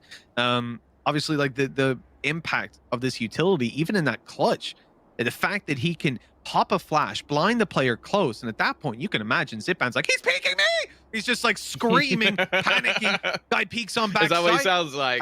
That's actually a one-to-one impression. I mean, I pulled out Zesh's accent recently. That was Zipman. Oh, yeah. Yeah, don't interview him for a couple months so I can claim his voice dropped.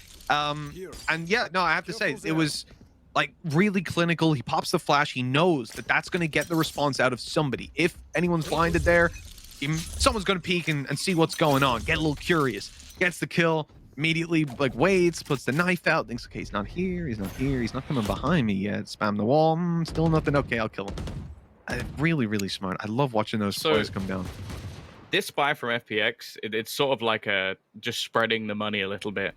They finally ran out of cash. You've got Durka invested into the Tour de Force, but there's still a lot that they can play with here. Like, Ultimate's not far away, and still having 3 rifles available to you, it's something that FNATIC has to be a little bit careful of.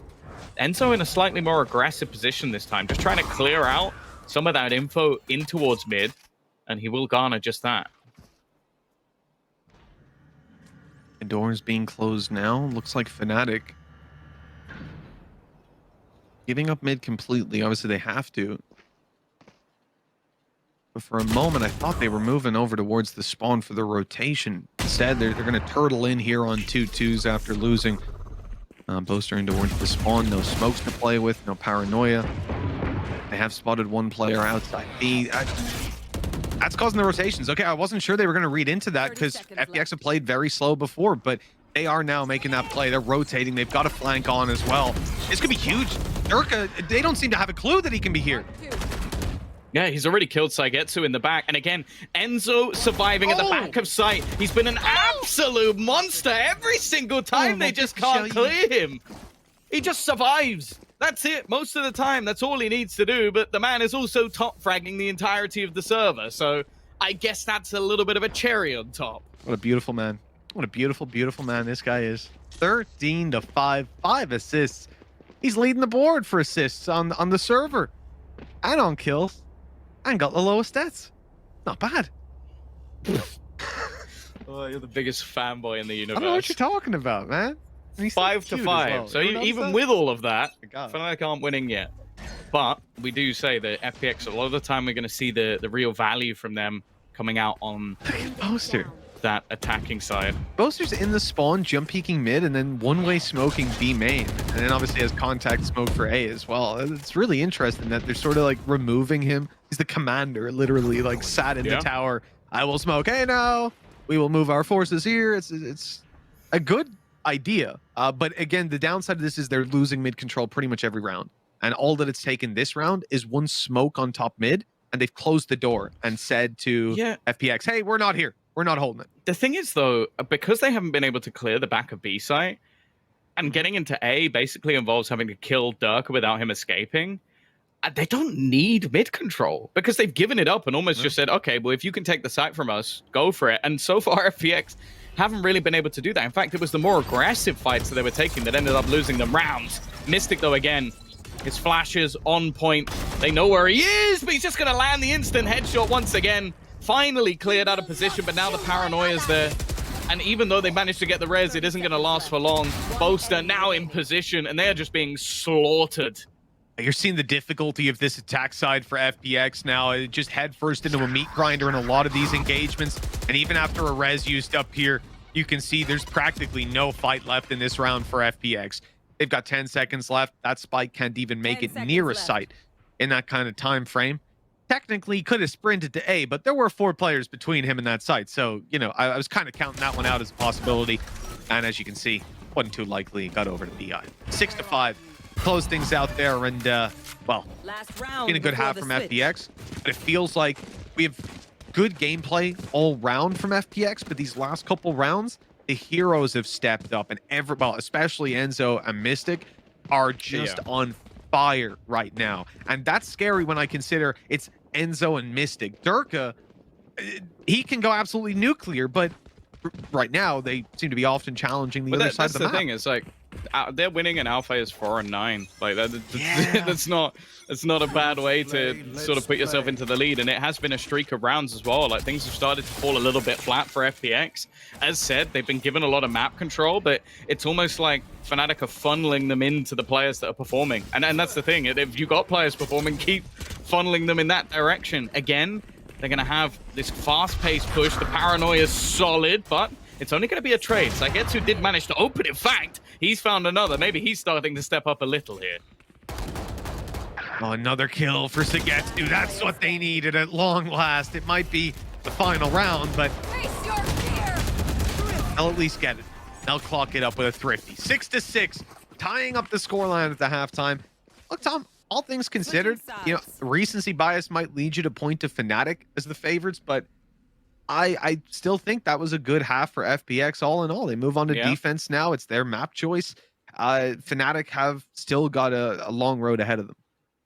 Yeah, I will say in my mind, FPX were always better on the attack. Like last time they played 8-4, they closed it out 5-1, but you never really know how that defensive side would have gone, like without the sort of financial restraints and without already the problem of being that far behind. I think FNATIC can be quite happy with 6-6, especially with how we actually got here. Like it was a very, very strong start from the likes of FPX. Like you were looking at a 5-2 scoreline and then just basically streaking it back from then onwards. So FNATIC can be happy. It's just whether or not they can actually take this over the line, because although I think Fracture definitely favors them, you know FPX are going to do something different. And the last time, we also haven't really caveated this, but last time was also one of their kind of, I'm not going to say trolly, but it is the word I want to use, Yoru comps.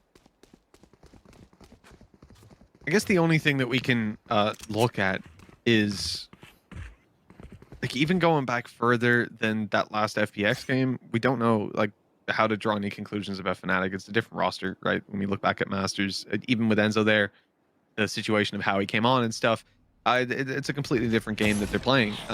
They looked good against Ascend, but we've just seen so few attack rounds from them. Oh, that's a big knife. Just caught 4 players of the FNATIC side. So much information, and because of that, Artist actually just swings. He's like, well, if there's 4 players there, what's the chance that anybody else is going to be waiting for me? How has Mystic got 2 kills? He was completely isolated from the rest of his team. He was stuck. And then the nade found another. This round was looking basically done with them being locked into what was a stacked up site. And oh, it's a little bit shaky. Back into the 1 versus 1. It's on to Artis. to give them that advantage going forward, or if Boaster can take this one home. Well, the plant is going to come through, but Boaster has to be so cautious. He has no idea where Artis is, trying to catch an angle around the side. I like the sneak into the smoke, but he's watching it even still. Artis gets it done. 19 HP left. I need to see what, like, do we have Mystic's POV there? Because literally a wall went up, and he somehow manages to get 2 kills while on the other side of it on his own. One was random. Like, it was... I'm 100% certain it was a shot through the smoke that killed the player at the bottom of the steps in Garden. Okay. So wall up, oh, the smoke wasn't kills the there close yet. player, Okay. and then just snaps back to the second. That second shot must have been so clean. A good thing Zipan was hiding up there the whole time as well. 30 seconds left. To quickly trade that out with his 2 little taps, and he did very well to grab this as well. One enemy remaining. I do think that round right there, you know, it was something that if FNATIC find, they can maybe run away with the confidence, but now for FPX, foot in the door, they've got to be careful. We've seen them lose these rounds before, but they're on the attack now, on the FNATIC side, and making use of those pistols attack side. It's not always as easy when your opponents can pick and choose what fights they take. Now, bear in mind, similarly to the last one, this is very heavy on rifles for FPX. So the only player that can really afford to go down is Saigetsu, maybe Shao a push, and then everyone else needs to be surviving just to make sure they keep these rifles forward. They want to almost play an advanced bonus round as we've seen from them before. Now, the detriment we've had with this in the past is it can hit them really hard if they lose a lot of guns here. Yeah, it's the thing that opens the door for this to be all about damage for that attack side. But acquiring that will be difficult. No Durka to play with. Headhunter out of the game. Got a Sheriff, a Ghost, a couple of pistols. Nade already used up as well. So your C's nade not going to be a problem in this round. I like that. Because Artis was tagged up, they've actually switched the rifle over to Saigetsu. A lot less of a risk of it being lost into enemy hands. The thing for FNATIC now, time. They're just running out of it. They're almost trying to... Seemingly, I thought they were selling a fake just because they were so low on the clock, but no, it seems like they are going to go running back in towards this A site, but well, already one of them's going to be picked off by the fragment. They basically have to just go running and gunning into this one, and while Zipan, he's definitely come online. Now, bear in mind, I think he's had 7 kills in the last 2 rounds. Can we get the scoreboard up? Yeah, he's on 10. I think that kind of says a lot. Yeah, it's been a very good couple of rounds for him. Definitely needed, and if it carries on, he's able to keep locking down this map the way that he is. I feel like we might have a lot of B hits coming our way. That's the thing. If they get to Fracture, even though like we've seen them sort of move their comps around a little bit, to basically involve a slightly more aggressive stance than when they play FNATIC, like they had the chamber in for Artis, I would still love to see Zipan just go head to head with Alfea or the Rays. I think that would be the greatest way to end the series possible, but we'll have to see if we even get there. Yeah, still a long road at FPX. They've got the control. Now they've got their defensive side to play with, as you said. Historically, maybe that wouldn't have been a huge bonus to them, but I think looking at this situation, I'll be happy enough to sit back, continue clocking these rounds on up defensive side. They're giving up mid. Seen FNATIC take the control, and it looks like a B split, but that's exactly what FPX are hoping for. They've set themselves up to catch this exact play. An early trade. Artis actually going to retreat very far away. He's basically just left Saigetsu to try and fight this alone. Bear in mind, Artis was one of the players that actually had a rifle in this, out of, well, 3 of the players. Saigetsu only has an SMG. If I'm going to be dropped, the null command not going to play much of a part here, and in fact, Durka re-aggresses and drops another player. Saigetsu now left all on his own. A good start, but they don't need to go this way anymore. Enzo holds it, the rest rotate to plant on the A site. Nicely closed out, 8-7. Does FPX lose at that round? It's expected. It's the one that they should be dropping. Now they come through with rifles. Draw the line in the sand and make a stop to this. This is going to be a swing round. Like, the economy of both teams on the line. FNATIC not in such a poor spot. Obviously, they've got a little bit of credits to back them up. But more than likely, whoever takes this one, they steam into the lead. And I look at Artis 1 away from his tour de force. coming into this one, but we've got a showstopper on the Fnatic side. We're more likely to see that one come into play. Last second change for Xiao. He's picked up a weapon you're going to enjoy. Artist does get caught out, so he's going to be forced out of position. Oh, they actually combine it! Extra utility to just catch out one. It is only going to be the trade, as Enzo does manage to find another. But quickly, the Fnatic forces diminish as FPX manage to put themselves into the lead. Mystic, another solid flash. The spray, not amazing, but the flash good enough that he gets the job done anyway. And the spray gets there in the end, but look at these players. They're spread out. They've got so many angles to deal with, and it's about the agents they're playing. They don't have a smoke. Ooh. They do have an ult now coming out of Mystic. He needs to get back to his teammate, though, and that's trouble! Oh my Apparently God! not!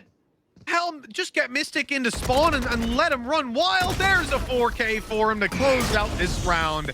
And FPX are left destitute. They've got no money to work with after that. What a disaster. Yeah, I think that was, what, a 2 versus 4, where basically Mystic just killed everyone. Like, that's ridiculous. And especially from this position, to get so much value from this spot is incredibly difficult. Like, Xiao didn't really stand a chance, but from then onwards, these battles should have been a lot easier for them to take, but his shots are just so instant. And I think the problem there is that they actually opt to fight that one individually. Almost no team play after the initial kills that they got. And maybe a little bit of an oversight for FPX.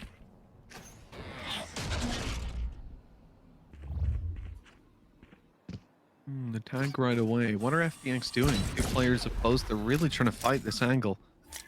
With the pistols, I almost wouldn't expect this level of aggression out of them. For them to be standing, holding the corner, waiting for that duel to come through. It's not netted them anything. And Fnatic are being patient. I like that they've got Durka tucked in this spot. It's nasty. The ability to TP right back to main. And you can make these opportunistic plays, but with a minute left on the clock, you know, you're starting to run dry on time, and you got to start focusing up, picking a site. Unfortunately for Fnatic, the site that they've chosen does have 3 defenders to it. They are only armed with pistols, but that doesn't make it all that much easier. Tour de Force backside? Tour de Force as well, yeah. Is there? Oh, yeah, I guess it's gone now. But at the same time, still not going to be easy to clear these remaining 2, or maybe it is. Absolutely nothing. I thought there would at least be a kill. They've walked into a 3-man stack, and, well, Fnatic made that look very, very easy. Yeah, I think that's really well planned. We saw Mystic earn up that null command last round, and popping it here, although we hadn't heard the ultimate be popped yet, there was obviously an idea that they could use it off contact. But when you know that that ultimate's in play, it's very wise to not use it. You can see Artist's day would have just been ruined.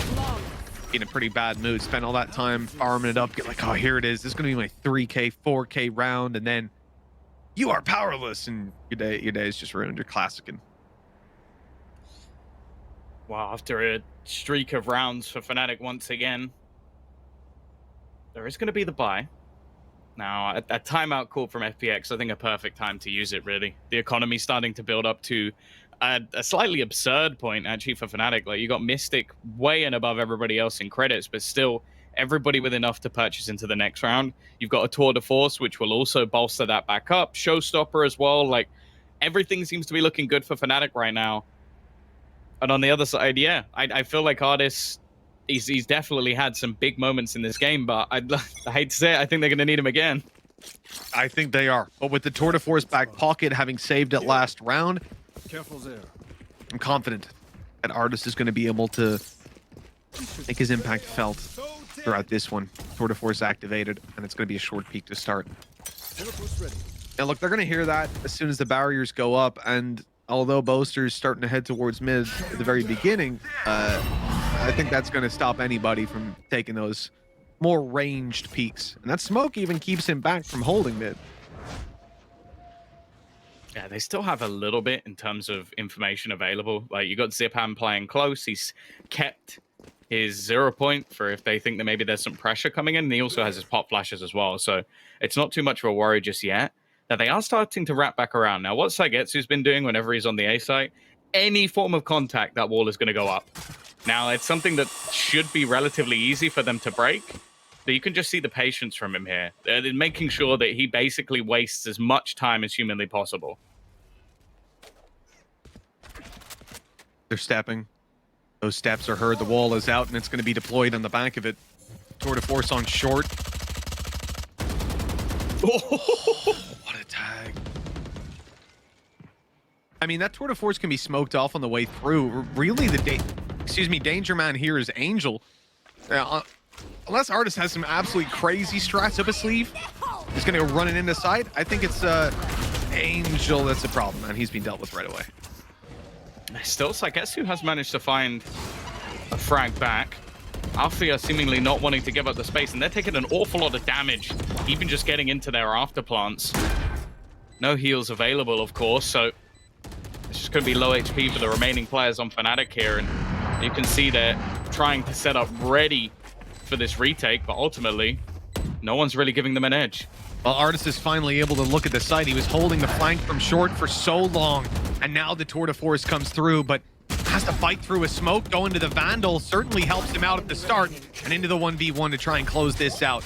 Knife in play for Mystic. He can cancel the tour de force. Artist is picking them off one by one. Things are getting spooky because now he's got an angle, and with the tour de force to play with, he can be quick on the shots. He's landed it. How's the time? I think he's got enough. Yeah. It's going to be pretty close, but no, in the end, not close enough. Well played by Artist in those clutch situations, and well, maybe he didn't necessarily have the impact in the manner we expected, but if he's going to clutch out rounds like that, I'm sure FPX are going to be happy. Well, they're certainly not going to be upset. That is one that they should have had well and truly under wraps. Now, the plant position certainly didn't help them. It almost forces them into these, well, much more aggressive positions. Look at those fights they have to go and take. So I think that's definitely one factor where they've set themselves up for failure. But even still, the ability of Artist to come out with every single kill like that from Mystic, not to take both frags, not to throw the knife and hide, but to continue trying to take that duel and lose it out after the success rate we saw from him in duels earlier. This is a lifeline for FPX. They're holding on to hope of making it through to Masters at 9-9. And the defensive side buff is theirs. Also playing against, a couple weaknesses here, but the Tour de Force makes up for that Spectre in Dirk's hands. Yeah, the guns on the other side also aren't great. Like, you have to bear in mind how close that round was and how shaky the economy has been all the way through. Boaster already going to get pinged up. They know he's there, but ultimately it's whether or not they can do anything about it. Angel's still trying to cause them issues from behind as they look to split through the market. And now Boaster will make his move. He's found the entry as well. Teleport across. Alpha Air is going to be dropped now. They need to deal with Zipan, and they've done just that. Tour de Force still in play, and it's in main. Artist spotted him go there, though, and the operators trained in. It was just moments ago. Mystic up close hasn't been spotted. He could do some fantastic work for him. That's the shot through the smoke, just as it blooms. He saw his feet seconds before, and, well, that'll lead to double digits for FNATIC. Quick as you like. That retake falls apart. I don't know if Mystic actually managed to retrieve a gun there. I think he was going for the operator at the end, but ultimately they have the finances that it's not too much of an issue. And honestly, Mystic has impressed me so much throughout this series. Like, we've seen him switch roles many a time within this roster, but this KO has to be one of my favorites. Eco on the back of it, man. When you're neck and neck like that and these rounds come so close, to be forced down to an eco at 10-9, it's gotta hurt. That's one way to transfer the pain to your opponents, is taking a quick kill. Dirk is stepping forward, though. Individual duels against pistols, they have their risks, Tom. Let's see if there's going to be a reward this time. Did he just take his teleport back? Yes, he's got no escape. This man is running up forward without the ability to fall back, and well, he is being punished for it. Chow in with one, almost with two. This is getting a little bit closer than it should be, Tom, already. That's a great flash and a great follow-up. One-to-one trades, not at all how you want this to be going if you're FNATIC. Careful. It seems like Angel cancelled his TP. They might expect both players to be in here now. I think that was the bait he was going for, that they already know Saigetsu's position, and I think Angel might have got this spot on, almost baiting them into a rotation. They haven't. It seems, though, that they are actually rotating back in towards his direction. Angel is just patiently waiting, and he is in the perfect spot. It's just whether or not the timing actually works out for him. And instead, it seems like Boaster might actually 30 just seconds walk left. straight past. Instead, they're going ring around the Rosie. He might instead get the kill onto Mystic, who's just there for free. An easy one on the first, and now he's heard the spike plant. Doesn't need to over-aggressive, but it seems like Angel might just want to end this on his own. Oh, they've got a res now. Zipman back online. And with him, he brings the knife. That's information. And that's a lack of any utility for Boaster. He couldn't paranoia even if he had it. If they catch him. And they haven't. The site now clear. They know that. They might think he's towards main. Oh, they've spotted him, I think. Yes, they definitely have. Perfect timing on the way through the smoke. And FPX will get a 10th. Top, there is no such thing as an easy round, is there? Thrifty. No, I think the play from Angel is just brilliant, though. Because the thing is, you hear that TP, and he basically fake TP'd into the back of the B site, and then just cancelled it when they hadn't managed to take that much control. It was all just in the heat of the moment of whether he stays there and tries to fight with his teammates, or if he just has the faith in Saigetsu to basically hold on if things go wrong. And the fact is, FNATIC, the choice they made was probably the right one. With all the information that they had to rotate back around, the only sort of quarrel I have is, especially versus pistols, you got to stick together. Try and make that a play where the two of you are there, and instead, well, it plays out absolutely perfect for FPX. It still definitely feels like they're clinging on, though, which is a weird thing at 10-10, but these rounds have been weird. I do think if you're operating under the assumption that Angels rotated, it just seems crazy to me. It seems like an oversight that when they still have that knife on Mystic, in that entire 2v2, they dance around the boat or the switch a little bit and then move to the spawn, and all that time, that knife never makes its way to the B site, to the boathouse, to just confirm Omen's there. It doesn't even have to catch both of them. You already know that Sage is around. All you gotta do is find the Omen. I guess the thing is, though, right, if you throw it into the boathouse, then realistically Angel could just be further forward on the site. Yeah, so I get your point. Like, if it had caught Omen, which obviously it couldn't, but if it had, it would have given them so much information that they can rotate for free. Yeah, I guess they also want to maybe keep that uncertainty on FPX's side. If Angel had completed the teleport, do they know I'm here? Did they miss it in the chaos and so on? Oh. Well, this time Angel's cheekiness is not going to get quite as much as he would have wanted. This is a much faster pace play off the back of that null command. I feel like we're getting one of these almost every couple of rounds. Angel, though, has managed to find two. Xiao's aggression around the edge of the wall is going to shut down another, but somehow, again, it just seems to be these swing rounds. A 2 versus 3. It looked impossible just seconds ago, but FNATIC have a chance. Oh, they really do. Artist, though, still lurking around here with the operator. Standing. And it's Angel Spike up down B. with a third kill in the round through middle. That's left Enzo to clutch it, and well, that's not looking all too likely. The operator of Artist shuts it down, and the lead is now back in FPX's hands. Copenhagen not out of sight just yet. They were probably 1 or 2 kills at a certain point away from at least giving FNATIC an OT, and instead, well, they can bring this all the way to Fracture. It's possible. Yeah, of course, no real problems here for FNATIC. Still going to be able to buy, okay, some shields are missing, but other than that, they're still going to have an ult or 2 online, and the same can be said for the other side. Looks like they might end up walking straight into Artist early, and well, they've got the info that he's there. Dark are actually looking to challenge this, facing straight into the operator, and he's going to win. A first blood onto one of the most terrifying forces on the other side. A huge opening kill. Oh, yes, a big frag to take. And how do FPX fill that gap now? Because they have no trap around mid, nobody to hold B main. They need to spread their forces a little bit more thinly, or start to focus them up and look to push. And that's what FPX are doing. They're doing that down through middle.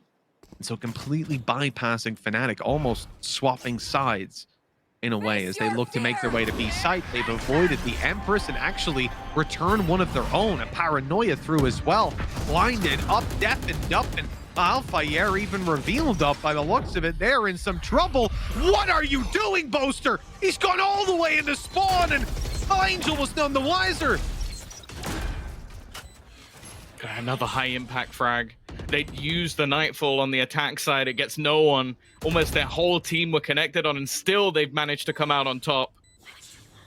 Enzo sat back and he'll get there with a labored spray in the end. Even looks to try and get the information for the rest of his team. And on the other side of FPX, it might just have to be a save. A 2 versus 5 pushing into this site doesn't look like it's going to give any level of reward, but they're still trying to fight this one. Maybe wanting to hold some of the players in towards the site. Maybe deny them from getting an operator. Instead, they'll get 1 kill and fall. 11-11. We hope for a close game, and I'm very happy we're getting it. Economy, though, Tom, it's on the line for FPX.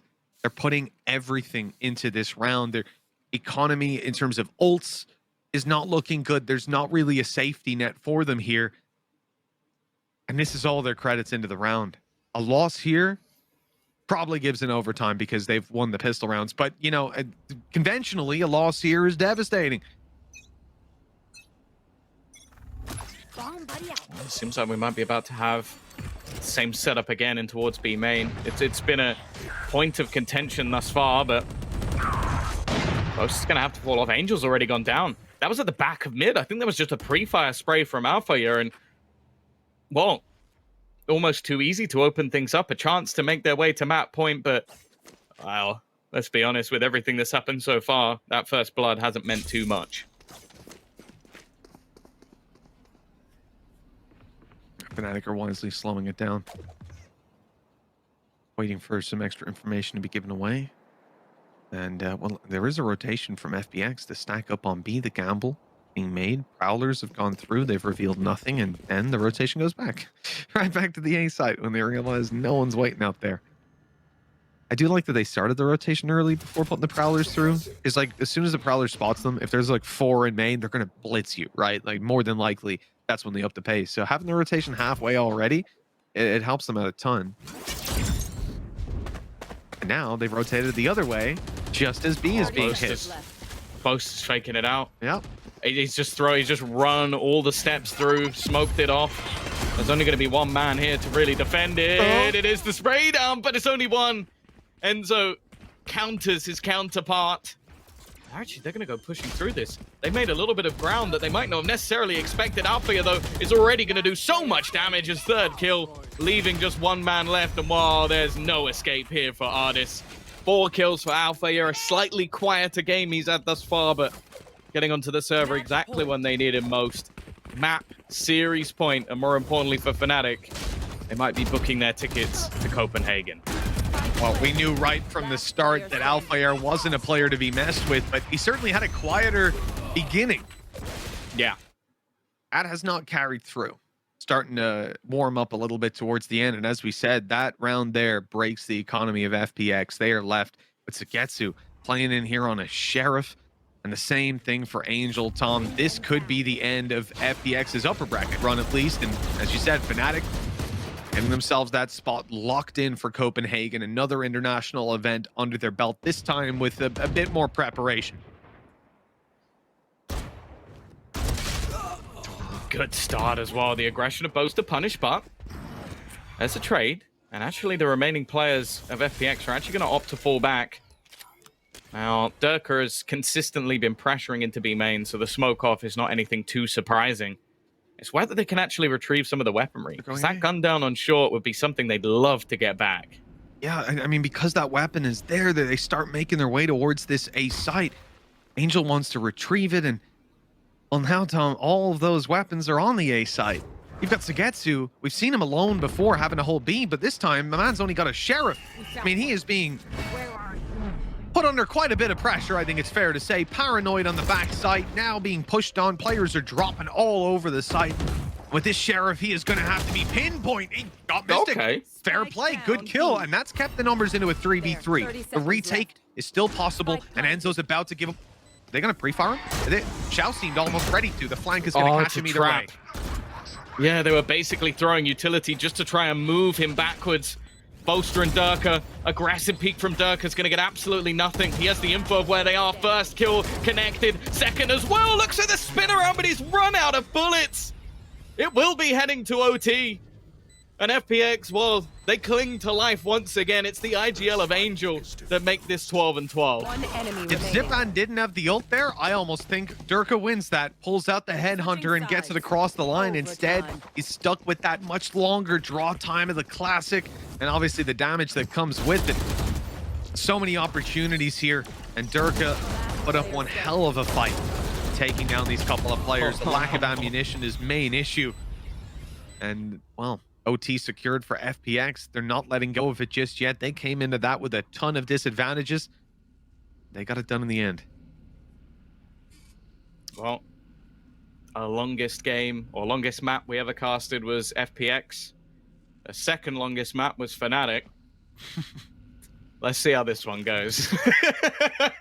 Who knows? Yeah, with the way things have been going, it really is anyone's game. We've seen these incredible eco rounds. We've seen thrifties non-stop all game long, it feels like.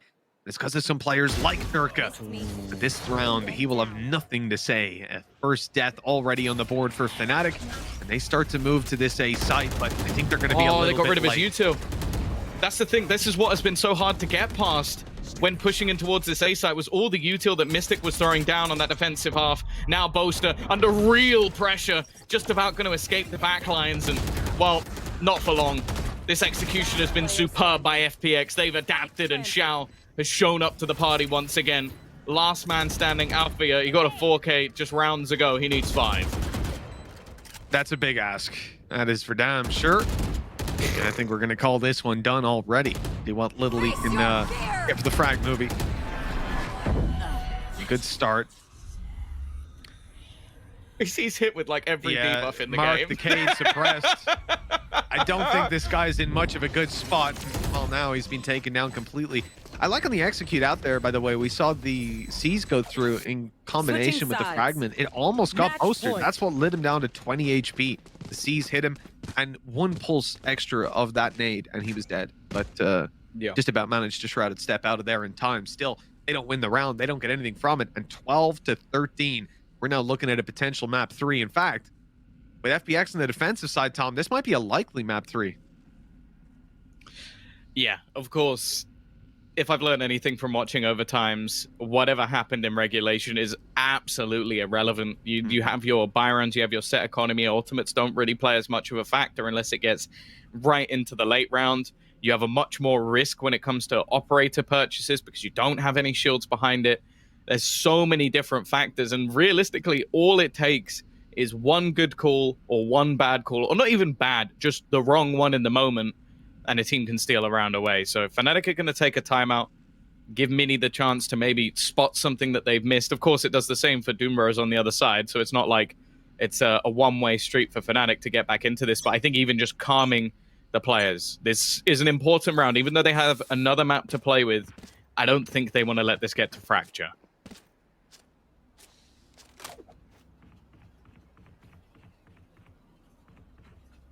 Only a couple of seconds left before we kick off this round, and FNATIC have the pressure mounted on their shoulders. Be taken into that third map and removing the advantage they've worked so hard to earn. Artists already putting up some big kills with Durka down. They have lost one of their stronger performers in these early ranged fights. FNATIC are going to have to find another solution. And right now, I'm a little bit afraid. Enzo's on the other side of the map with the spike. As timing-wise, this is going to be a strange round for FNATIC if they try to pick up the pace now. And if they stall it out, they're in danger of losing a lot more control. Boaster again is going to TP out of the seas. They are looking to make their space in towards this site. Xiao, again, though, stepping up. Boaster has managed to trade one back, but even still, Althea is isolated within the site. His teammates looking to try and wrap back around. He spotted out Angel, the spam, not really doing anything. Still, the IGL will sit at the back and take another frag for FPX. It looks like we might be heading into that third and final map. Fracture on the cards as FPX will win in OT. Well, we get to see these big brain IGLs butt heads on Fracture, and I'm very excited for that one, Tom. Yes. With already some strange adaptations out of these teams, I can only imagine things are going to get that little bit wilder when we go on over to Fracture, or I guess reset back to Icebox. I'm saying I want to see Angel pull out that Yoru, and I know Lothar does too. Well, I think we were always destined to get to 3, but let's hand this one over to the analyst desk, who's going to break down everything we just saw. Our series is tied up, friends. We are back on the analyst desk. Welcome you in as we try to bring back all the memories from that map that just happened. FNATIC unable to close it out in 2-0. We're gonna see our third one. And a lot of us think that it deserves to go to that third map. FPX successful on our second. But let's welcome you back. Talk about things in detail. I'm Milos. This is Jess and Ryan. And I want to ask you what happened in this to allow FPX to come back and push FNATIC to the edge. I think the first half was so incredibly deceiving because I think Tom had referenced it as recency bias, and he was right because FNATIC were coming back in the first half and they took the lead. It was 6-5 at one point. We were all looking at it like, okay, FNATIC's back in it. But what people tend to forget is that the map's Ascent and the second half for FPX was defense, and we all know how that can go oftentimes. So I think them being able to pull it back into their own sort of vices, it was a trade back throughout the latter parts of that match, I will say, and I think that that was the scrappiest part of this series so far. I think the issues with FPX have been at least somewhat consistent from playoffs, really, where they could have a bright start, win out the pistol, don't win round 2, the follow-up, for example, because we saw some great clutches out of Enzo, for example. But overall, I feel it's an extent of FPX's attacking executes on this map when it comes to utility as some of the best. So the fact that like FNATIC were able to make it on as even at halftime was still pretty good. I feel like FNATIC have improved on this map tremendously, and they weren't that far behind FPX to the point they went to overtime. I do think, though, if we go to overtime on Fracture, it really seems to just suit FPX. If they get to overtime, it's like the economy's reset, we don't need to worry about ultimates, we can just go and play the utility and play it with like what we have available to us, and that seems to suit them for some reason. And for a lot of teams who get into OT in that very high pressure situation, a lot of players will fade out. They won't be able to put themselves in a position where they would play as confidently as they usually do. But did you see FPX on the OT? I mean, they just were like, okay, we're in OT, pedal to the metal, our attack. Over. It's like, that's it. They were like, we are going to stomp you. And I thought to myself, oh God, the confidence to go into OT and run it that hard and that fast. I was like, all right, I'm going to give you a lot of respect right now. You want to win this. You know you can close it out. And I don't know who on the team. Let's assume Angel. I'm just going to give Angel a shout. Whoever turned around and said, let's go, boys. OT, it's our map.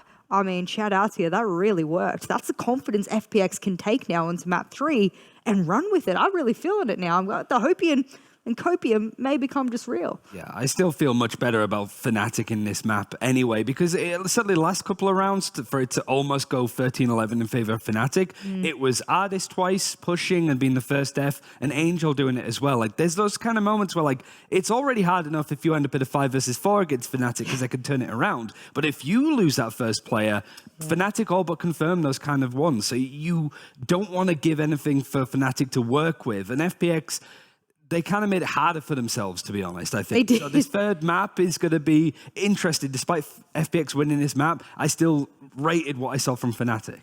Well, now let's compare one player from each one of these teams. We've got Enzo and Xiao. So I want to see the stats, but even beyond them, why are we comparing these two now, Jess? I mean, God, you got to look at the utility usage from both of them. How many times were Caesars being thrown, the haunts? Even though I think the ulti from Fade is not that powerful overall, they still tried to make it powerful. It's the combinations upon which they're using utility from multiple of the players. I think both of these players are very smart players, and I'm going to say this confidently. I think Xiao dug FPX out at the latter part of that series to really drag them into that win. It was a big turnaround from like a lackluster performance on Icebox as well. Yes. Enzo clutching out amazing rounds. It would have been a different series where he wins like a 1v3, I think, but just runs out of time at the end. And, you know, credit to players like Ardis, every time he was in a clutch, he did well. I also got to shout out Mystic as well, who had an insane map over with a KO utility. So it was just a solid series that you could keep watching that map go on and on and on. But the fact that FPX, when they last played FNATIC, won it, what, 13-4?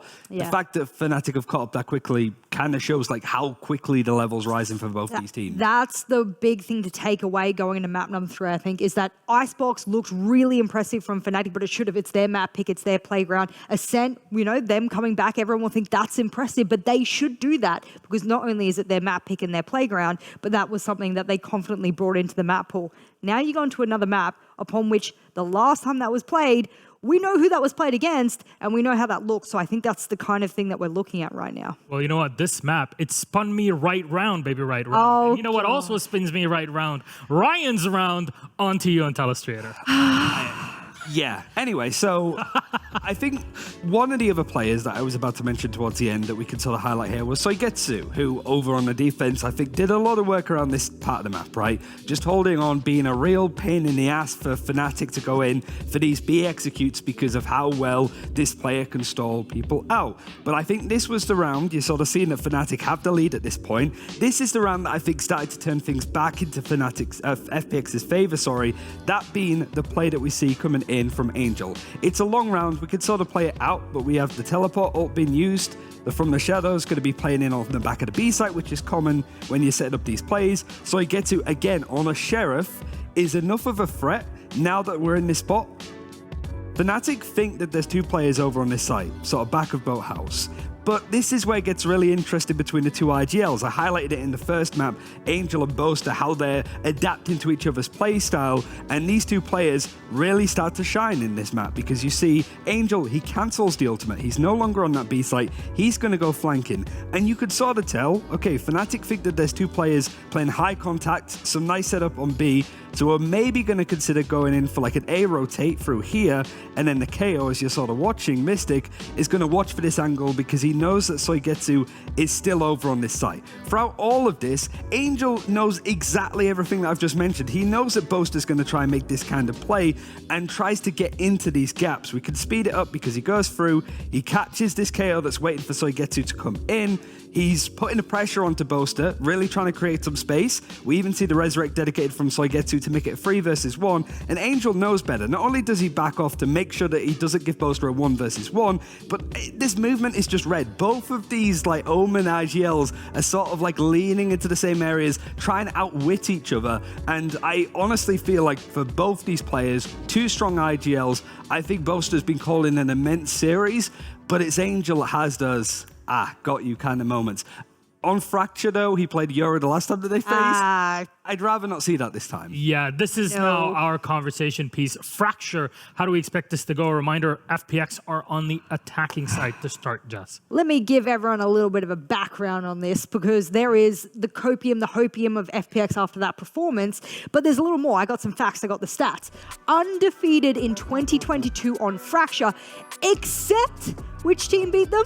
Oh, it would have been FNATIC. Oh, exactly right. So that's what we're talking about here. There is one team in the world that is their kryptonite at the moment on this map, and unfortunately for them, it is the very team they're going up against on the very map that qualifies them directly to a major. The pressure could not be on more for FPX. However, there has been a compositional change, and that's going to be the key here. Yeah, we said about like Angel playing the Yoru, that was just the once that he played it because it didn't really go that well. They have changed up to a more, I guess, sensible composition. It is no duelist, which is exactly what we just saw over on Ascent. In fact, I'm pretty sure it is the exact same comp that we just saw on Ascent moving over to Fracture. But this is FPX. It's never that straightforward. And FNATIC, with that 13-3 win, it's the only time that they've played it this split. So if it ain't broke, don't fix it. Unless you want to try and catch out the opponent this time, which I think both teams are trying to outbrain each other. But composition's looking the same so far. Don't change it. Don't change it. It's too much of a risk. I really do truly think we have seen a risk in this series already. It did not pay off. And that return on investment is a spot at the major. You can't do that. Yeah.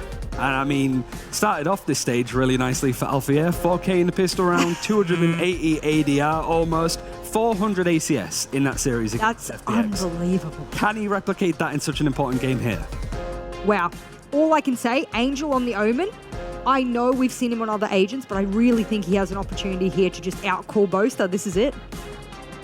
I just want to get into it now. I'm sort of like Mitch and Thomas sort of sat there ready to sort of go through this because Fracture is that kind of map that you want to see those big brain teams on, right? So seeing the mind games, seeing what FPX can provide this time in the face-off and see how FNATIC has improved their playstyle despite only playing it that once in this split.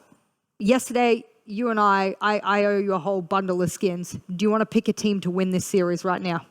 Nah, I can't. I love both these teams too much. I also love both these teams, but I'm picking FNATIC.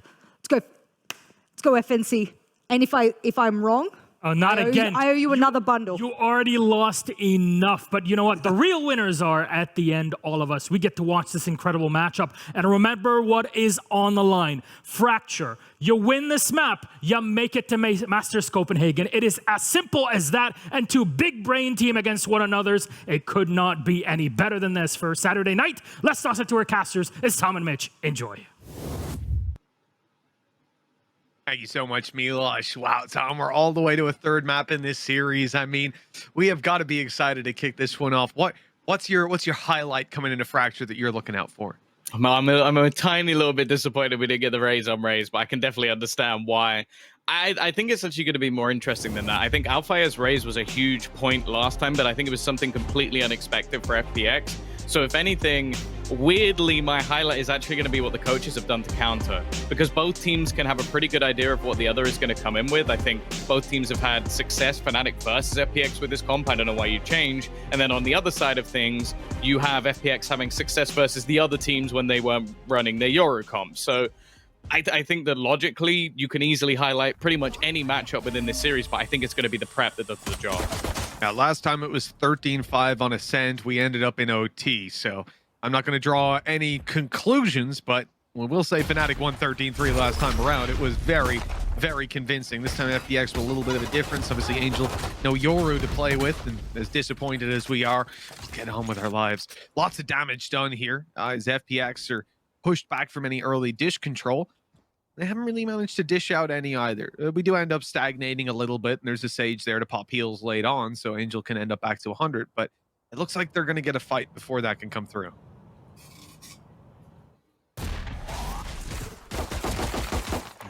Hot flash through Mystic has actually managed to take the first. Already seeing this grab ball. Oh, it's going to leave him in the corner, but Artis has managed to find a couple. It will be a trade eventually for Boaster. But here comes Enzo from behind. He's managed to drop the spike, and the other players are just nowhere to be seen. They were hoping to try and split in through the backside of the A site. And instead, well, they're now having to fake straight in towards Boaster, but oh, he's low. 30 seconds left. Wild spams at a zip band. So close to taking him down. The steps are heard. He'll eventually fall. That wall thrown down by Sagetsu now. Whoop. This is trippy. Seeing it from all angles. Is this how it feels to be Angel? They've got the kills. FNATIC pulling it across the line and putting it 1-0. Yeah, this is actually, we were just showing the POV of Boaster when he goes into astral form. He's like, I see the world through different colors. But no, it's going to be 1-0 in favor of FNATIC. I think a little bit unlucky there, FPX, the fact that they lose so much control, but then they get walled off. And the thing is, they have to basically rush the split back through because they don't manage to clear out those players easily enough. An important pistol at that, a solid start for the FNATIC side. And there is going to be a bit of an investment, but not anything too crazy for FPX. This round, of course, as always, it's going to be about what damage they can do. Steps up hurt. But Zipan hasn't got the best of weapons to deal with this. He'll barely make it onto the rope. They're chasing him down, and he'll be caught. Down into the generator below. Unlucky. The kills evened up. 4v4. Artis with another. This is looking very doable. Concerningly doable for FPX.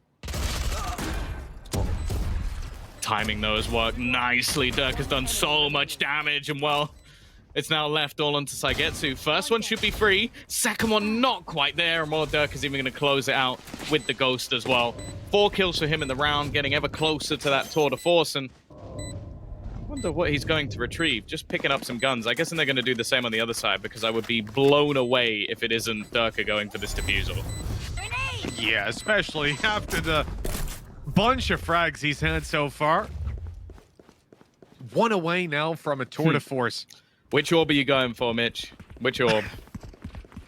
Well, let's just take a look at him for 2 seconds, and I'll say, dish. No, I'll pop a trap on B, moving towards Arcade. Oh, Arcade? Could be one of the easier ones to take. Yeah, definitely. I think it's also one of the positions on the map which is least likely to be battled for. Like, you're always going to look at A main. I think towards tree as well. It's a point of contention almost every single round, but not many people like to play straight into arcade, so I think it's a pretty damn good bet. And you know what? Looks like Dirk got this for free, unless, of course, there's a very fast rotation coming in behind them, which there might be. Oh, good damage. Yeah. Following up with the nade here as well. As somehow Zipan's able to run to the other side, run back into the nade, avoiding the damage. Here's a flash. Zipan's still alive up close. I don't know. They're trying to deal with this guy, and somehow he has walked out of there with well, a sliver of health, but better than nothing. The thing is, Boaster is screwed. Like, absolutely screwed. He was completely surrounded. In the round prior, or in moments prior, Angel had actually gone underneath just to try and deny that orb control for Durka. He ends up dying to Artis instead, but nonetheless, I think the job was done. Enzo's in a pretty good position here, though. A chance to take the battle, but it seems like, again, Angel was aware. Right place, right time. 4 versus 2. FNATIC not really having a great time in the bubble. I don't know how he evaded that detection for so long, but this round isn't one where I expect a lot from them, but this has been surprisingly clean from FPX. A good headshot, but not enough to really cause the sort of reinvestment that FNATIC are hoping to inflict on FPX. They've got Alphair left alive, no better man for the job, but a Spectre and 77 health total is going to make this one pretty tough. Wonder if they can see his torch. Doesn't seem likely, but they can see him now. Xiao gonna kill him off. FPX, 4 players alive, especially considering like the chance for Durka to get his ult online. They did pretty well in that round. Of course, it does mean he's gonna have it for this round instead, and then he can be able to save up some of that extra cash for an operator into the next round. So this is where things actually get interesting. And actually, Artis has his as well. So it looks like going straight into round number 4, we're gonna have a tour de force battle. Well, this could certainly be interesting. Are they going the same way? Oh, for a moment I thought they... Whoa, I think they are. Oh, here we go. We're going to get the fight right away. Both popping. Moving forward. Tour de force in Durka's hands. He's being spotted and caught. Good kill for Artis. Obscuring vision. I trade back again. Boaster seems to be isolated. It's an aggressive push, but Artis has just slaughtered everyone. Saigetsu waiting within as well, and you could just see Enzo almost spinning on a dime. Where does he even go at this point? Stuck within the middle of the map, and might be able to catch them on the cross, though. Saigetsu's waiting. FPX doubled down 2 and 2. And more importantly, great financial position, and for their opponent, not the same. Yeah, the money's been hit at this point. I see an op in Durka's hands. I don't think I'm going to see an op in Durka's hands. Yeah, that makes more sense. Keep the money a little bit more even, but this buy gives him the potential to do some damage, build up a little bit of, or a couple of those ult points as well. This start for FPX, beautiful. They've got 5k plus credits on most of their team coming into this round. So even if FNATIC, you know, they shouldn't be winning this. Again, it comes down to an opportunity to make up for, I guess, their shortcomings so far, Tom. They really haven't done that much damage in a lot of these rounds, and they need to get this economy of FPX at least a little bit more under control. Yeah, Nightfall is already going to give the information that the site is completely clear. After plant garnered, Saigetsu one off a res as well. It's up to this man. First kill goes his way, but he doesn't expect Artis so close behind. 2 players watching the flank, and now a lot of the danger from this round is gone. Aftershock going to be thrown in to try and clear some of those positions. Now, there is a Rolling Thunder, but I doubt it will be utilized, and well, it's quickly cleaned up by Angel and Zipan, 2 of the OGs of this FPX side, and well, now is where things should get a little bit more interesting. Operator bought straight away. Yeah, Durka was toying with that idea last round, but definitely wasn't the better choice. All right, here, defensive side off. I want an early peek from this guy. I want to see him going in for it. Now, earlier on, Arcade got caught by the reveal, and you know, when you get hit by the haunt like that, and Artis is on the other side with the tour de force, 9 times out of 10, you are going to go bye-bye. Curious to see what the plan is this time around. Playing up towards B site, having a TP to go back to spawn, solo holding main. That could net him a kill if they get a little curious and go in for the peak. Ooh, an uncharacteristic miss. And that's actually going to give quite a bit of space. Of course, there's now just another angle that you have to force him off. Almost seems like Angel's waiting on the cross. He's going to kill Boaster. Walking just that little bit too far. This has caused a huge rotation from FNATIC. You can already see a move into the site, but the problem is they can't gamble just yet. It's so patient, so slow from FPX, and they're just waiting for someone else to make a mistake.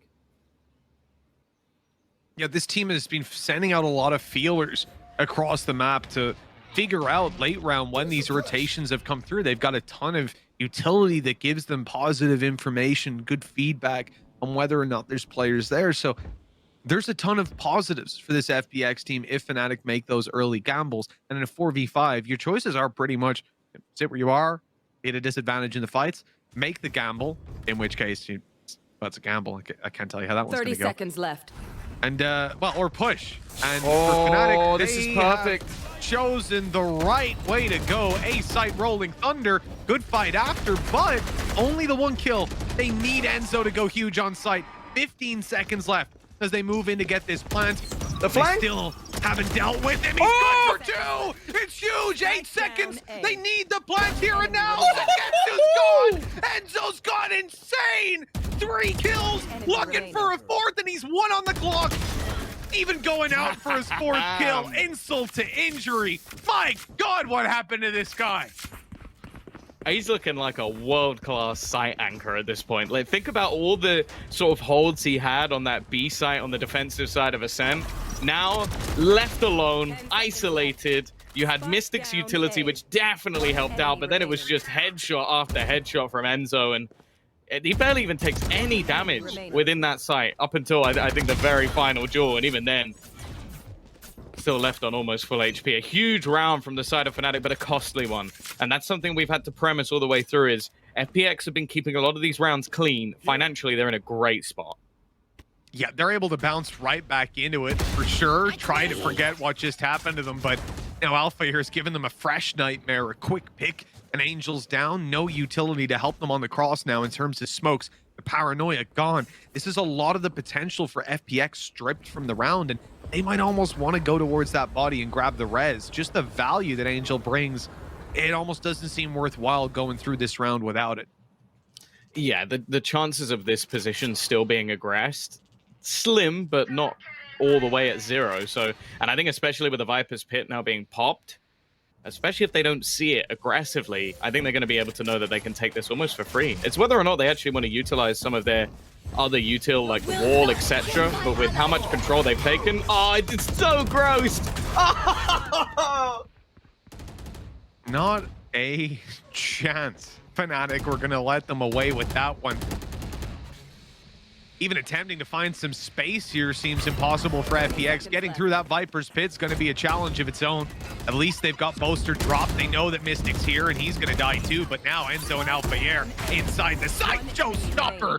Well, that's just a little unnecessary. But in a 3v1, better to secure the round. 15 seconds left. Sagetsu has to take down 2, and the time just will not allow him to do that. It's time.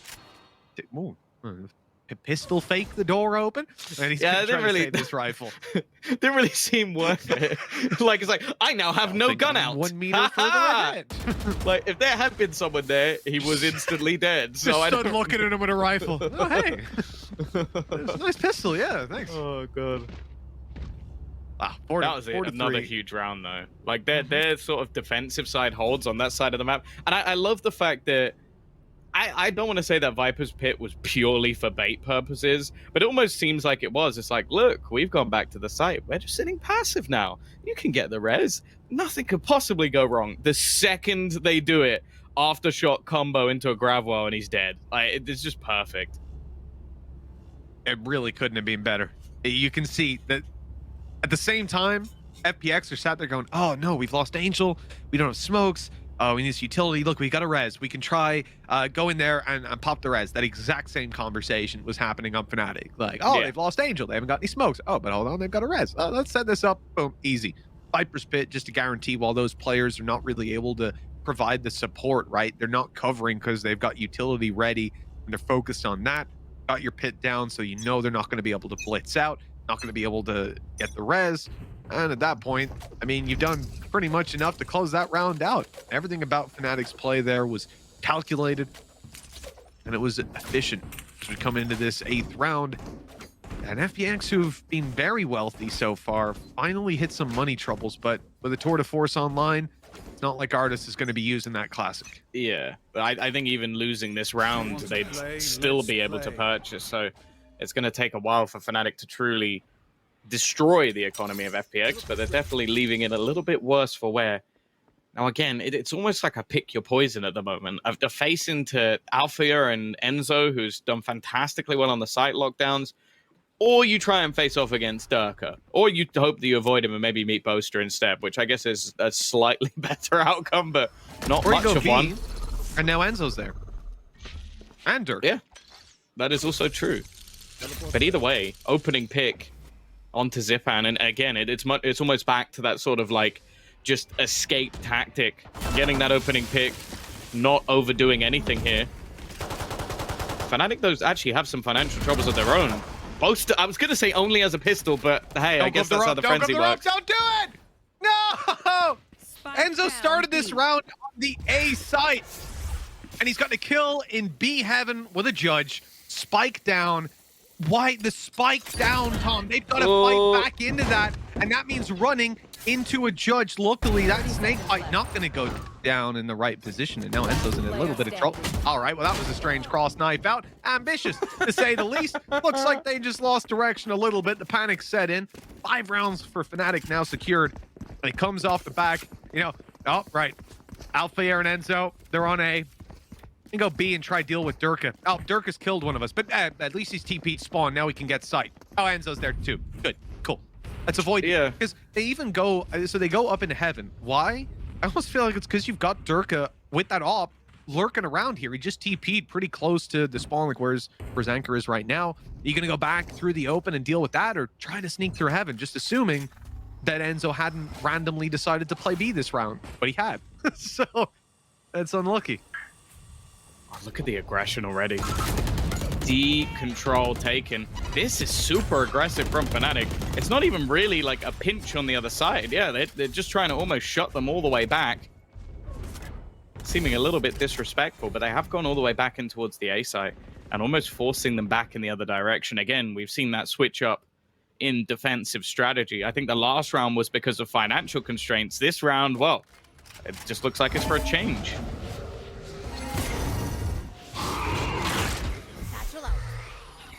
Okay, the fall back, but no rotate. FNATIC keep these 2 players on B side. Still have Enzo here alongside Durka. A swap up in composition certainly benefited them last round, but this one seems to be based around the A play that ain't coming. This could be a little bit dangerous. Enzo, good side angle, forced out by that nade. Durka's got to hold his own. He's just trying to cross back out. He's just been domed. I don't even think that was aiming at him. That was just trying to deny the plant. Angels found another, though. Bringing this one back into contention, but Xiao's so low. He needs some headshots and managed to find one of them at least. The TP, he's actually just going to almost fake it out, trying to bait some of that utility in. They know exactly where he is, though. Tries to TP past and, well, maybe a spot that's not expected. And the first shot landed. A nice try from Angel, but ultimately another round for FNATIC. Yeah, these little ideas, you can see, like, if you lose track of a player for just that 1 second, a little bit of a, wait, did he go here or here? Round's over. He's won it. That was beautiful even while stunned up, but 6-3. We have gone. FNATIC had the manpower to close that out. The stack up read well. Good kill by Enzo. He falls on the cross back. Dirk is there to grab one and TP. And I think it's the get out of jail free cards essentially that are in play for FNATIC, especially Durka in a lot of these fights where he's able to be that annoying character. Even if he's not getting the kill, I think he's whiffed a lot more shots than we normally see from him. And yet still he's having a good game. Like that's Dirk on a bad day. Is like, oh yeah, he's still positive. He's still getting opening duels. He's still finding the space for you.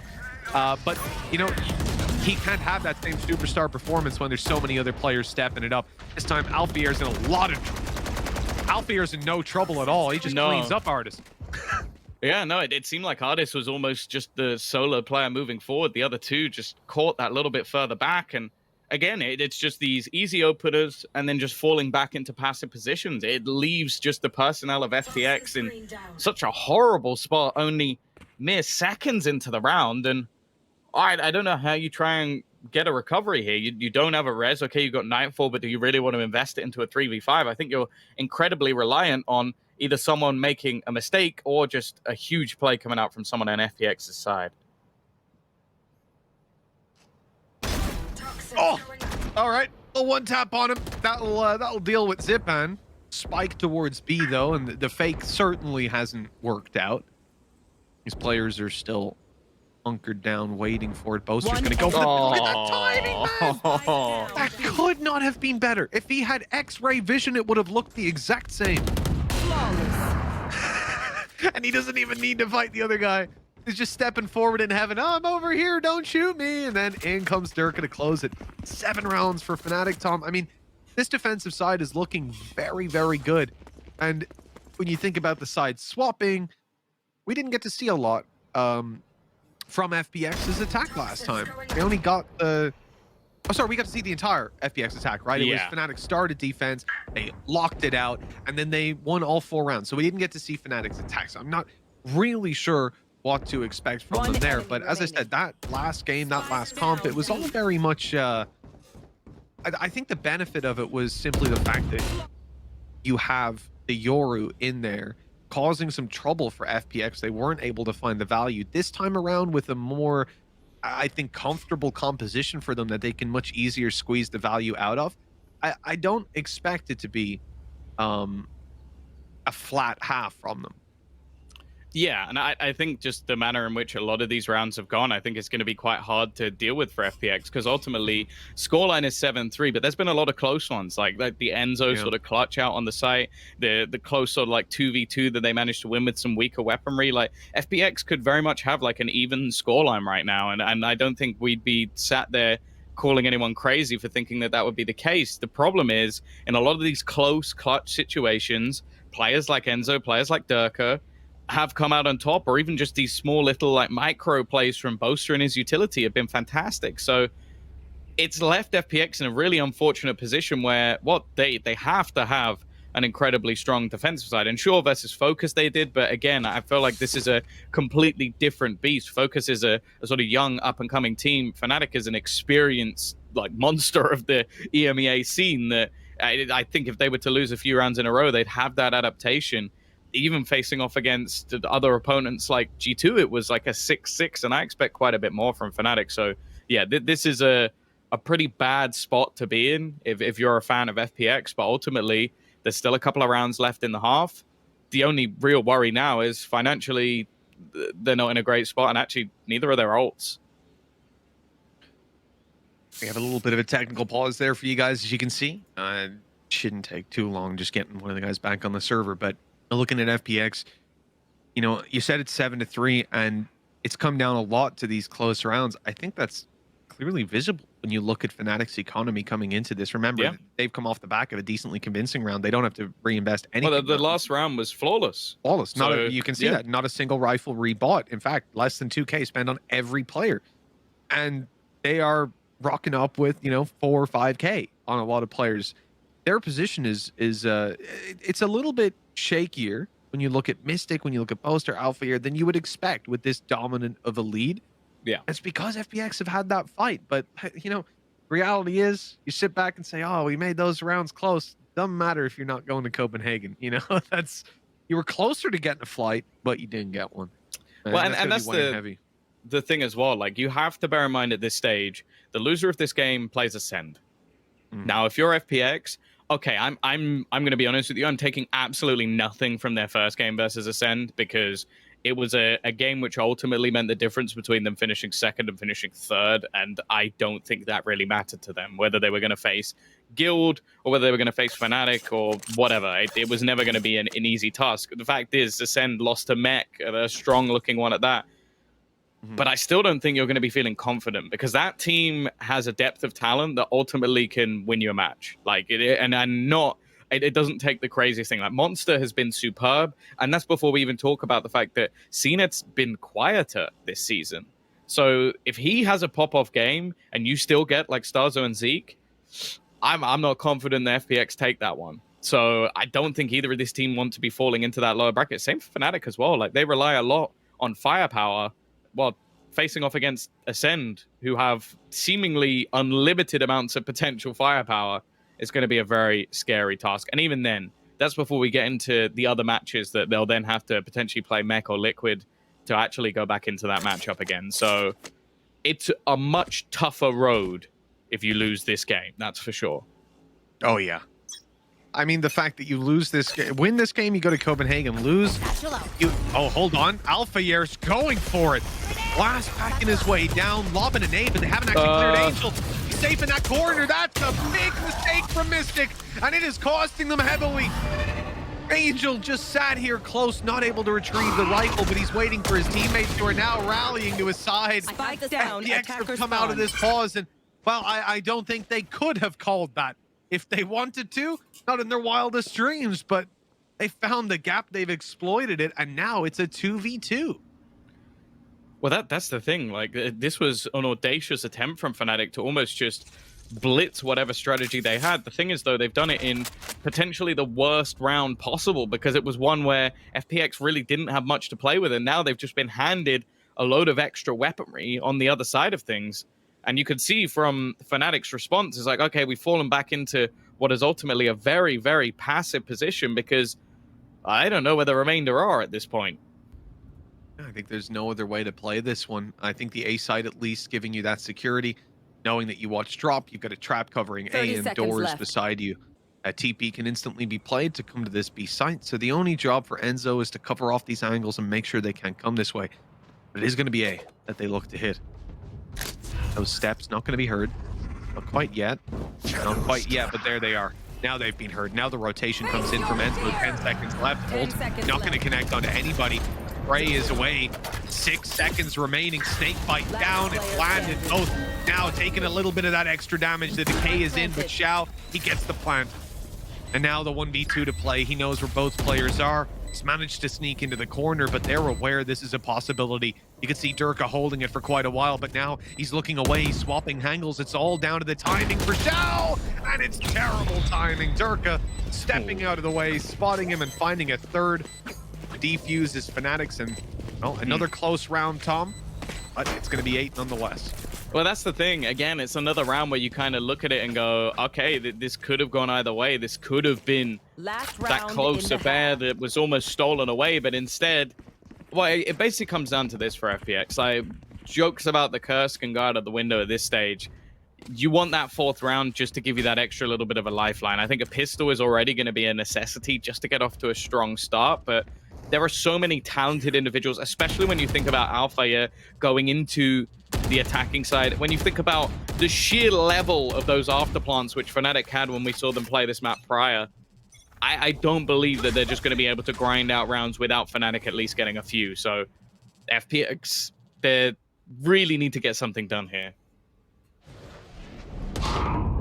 Oh, that's a disaster. Nade's going to be down, though. Covers Enzo for a little bit. Door open, and Angel ran right into the trap. Oh, my. All the utility was there from Fnatic to deal with him and deal with, well, whoever else came with him. Now Fnatic reset, and they play this default. No need to take risks, but look at Sipan. He's sneaking his way through. He has the angle, and he has the timing. Durka a little bit late to it. But he gets there eventually.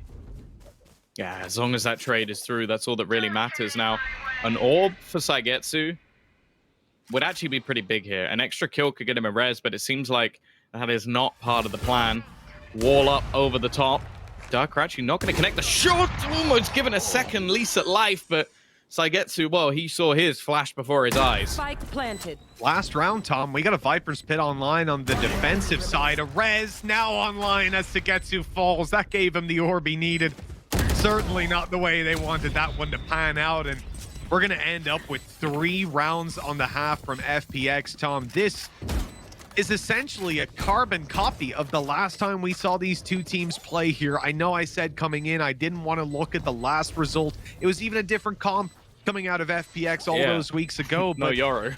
the reality is 9-3 defensive half from Fnatic. Last time they closed this out with a clean 4 in a row.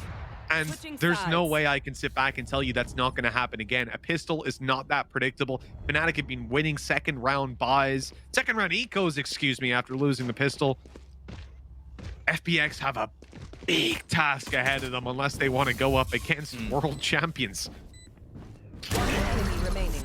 Wow. Yeah, no matter what, it's not going to be a good sign going into this second half.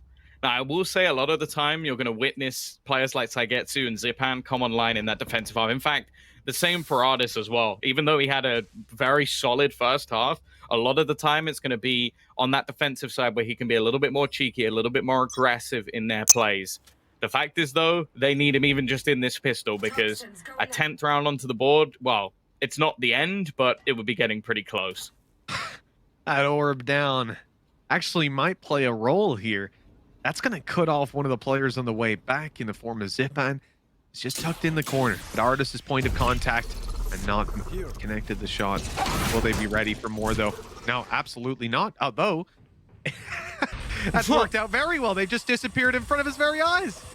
Yeah, managing to escape. The thing is, they've lost that control elsewhere. The paranoia forcing them back, and now Ardis is ready and waiting for the players to drop down. Angel alongside him as well. Zipan, he never left. He stayed in the corner, ready and waiting for the push to come through, and now it's left all on to Boaster.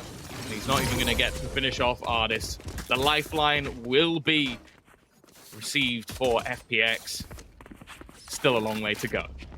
That's one of the disadvantages Fnatic are going to face here attack side. One of the tough things they've got. You don't have the utility to reveal them on the way through. The way that FPX were able to push into A main was putting down Seekers, putting down a Haunt, like having this cyclical utility or this one and done but guaranteed clear to go through and cover these angles and find anybody in those nasty spots. Fnatic won't have that ability. It certainly won't be as easy for them to take map control as what we saw out of FPX, but they make up for it when they do get there and when they have the information to play with. They've got a lot more to hit you with. No escape this time for Durka. And it does seem like Ardis is coming online, although he is going to get traded out by the pistols. Again, barely anything invested into this round for the side of Fnatic. And they've lost the player that was likely to do the majority of the damage anyway. No more Headhunter. So how much more can they get?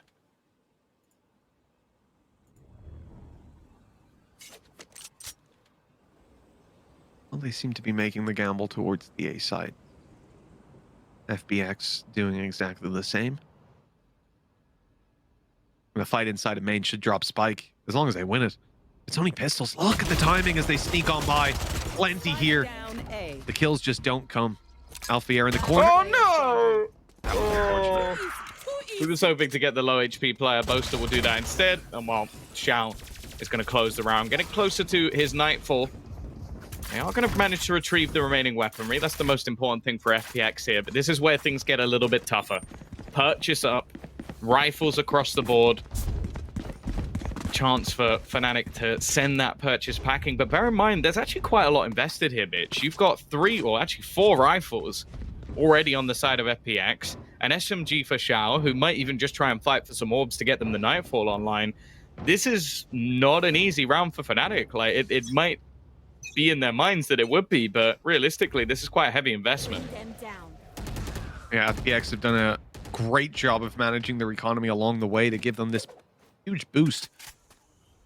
With Ardis looking to get that tour de force, it's a little bit more of an advantage, but this round, although we're saying it won't be easy for Fnatic, they're still the favorites to take it across the line. They're bringing more to the table. But as we said, we didn't get to see their attack before. Only a handful of rounds up against FPX. This is where the real test is going to be. Saigetsu making some noise up top. I'm a big fan of that bait. They're going to put us some utility, but look at the boom bot. It's on Ardis, and he's been dropped right away. The nade even got Saigetsu after the stun. Angel just trying to duck and weave around the site. He's managed to find one, but they've already bypassed some of the utility. A crazy shot onto Alfea. He was expecting to get away with one for free off a blinded opponent, but even still, the youngster is completely caught. Info might actually be garnered as well onto Mystic. His exact position not known, but they know that he's still around this angle, and the chances of just a solo player rotating slim to none. 20 seconds left for Fnatic, and, well, unless they pull off something, I think Angel might have won them the round. Yeah, I think he has done enough. At least he should have. 10 seconds left. The flash out is good, but Angel, he is on it. An ace under his belt to put 6 on the board for FPX. Thought because they had a couple of rifles, they were going to be in a good spot, but hell, they only needed the one. Yeah, no, a big run from him in every single way. Just being able to shot, because that's the thing, you have to remember, this isn't like he was on the sidelines and he was sort of spraying players while his other teammates were fighting. He lost 2 teammates. He was the only man on the site, manages to basically dodge every single piece of utility and then take down all 5 players. Like, that is a truly absurd round from the IGL. Definitely not giving up on this matchup just yet. And again, FNATIC are back to what is pistols. No ultimates online, the closest being the Cosmic Divide, which I can't say, even if it was online, is going to play the biggest of parts, especially not in this round. I don't think you'd waste it. Every other sort of damage dealing ult, okay, Showstopper's not too far away, but would you even want to use it here? Not unless you had a reason to. A wall to counter the nade, and Artis has got a double. You know, both of those hit. Okay, cool. You know, after the success of the previous round, it's no surprise they're ready for that kind of play to come through. The same nade stun up, but this is not as clean as it should be. 2 kills already. Not many chances for more. No, already marked up as well. Needs to get aggressive. Nice shot from Boaster. Left completely blind. I think he's just going to get swung on here, and Angel, well, clearly feeling confident in his own individual ability at this stage. 9-7. From what was such a commanding position, FNATIC starting to slip a little bit. And the same can be said for them. They're not going to want to go into facing Ascend in that lower bracket. Potentially, well, we know that they love to come up against Team Liquid whenever it comes to elimination games. So that's still on the cards with them in the lower bracket as well. Even still, FPX on the climb. Finances again looking fantastic. Tour de force available for Artis, who has been an absolute menace already in this second half. And, well, we're almost waiting to see when some of the stars will come online for FNATIC here. With 2 rounds between them, it better be pretty soon. That lead dwindling. Artis down. An attempted play around the wall. The spray is dead on. Angel aggressing up. Oh, he's seen the barrel! What a disaster! I thought he had him for sure. They've traded it out. Only 1 man lost on FNATIC's side, and for their trouble, they seem to have B. In fact, they most certainly do. With Zipan being the last man alive, a 1v3 and a tough one at that.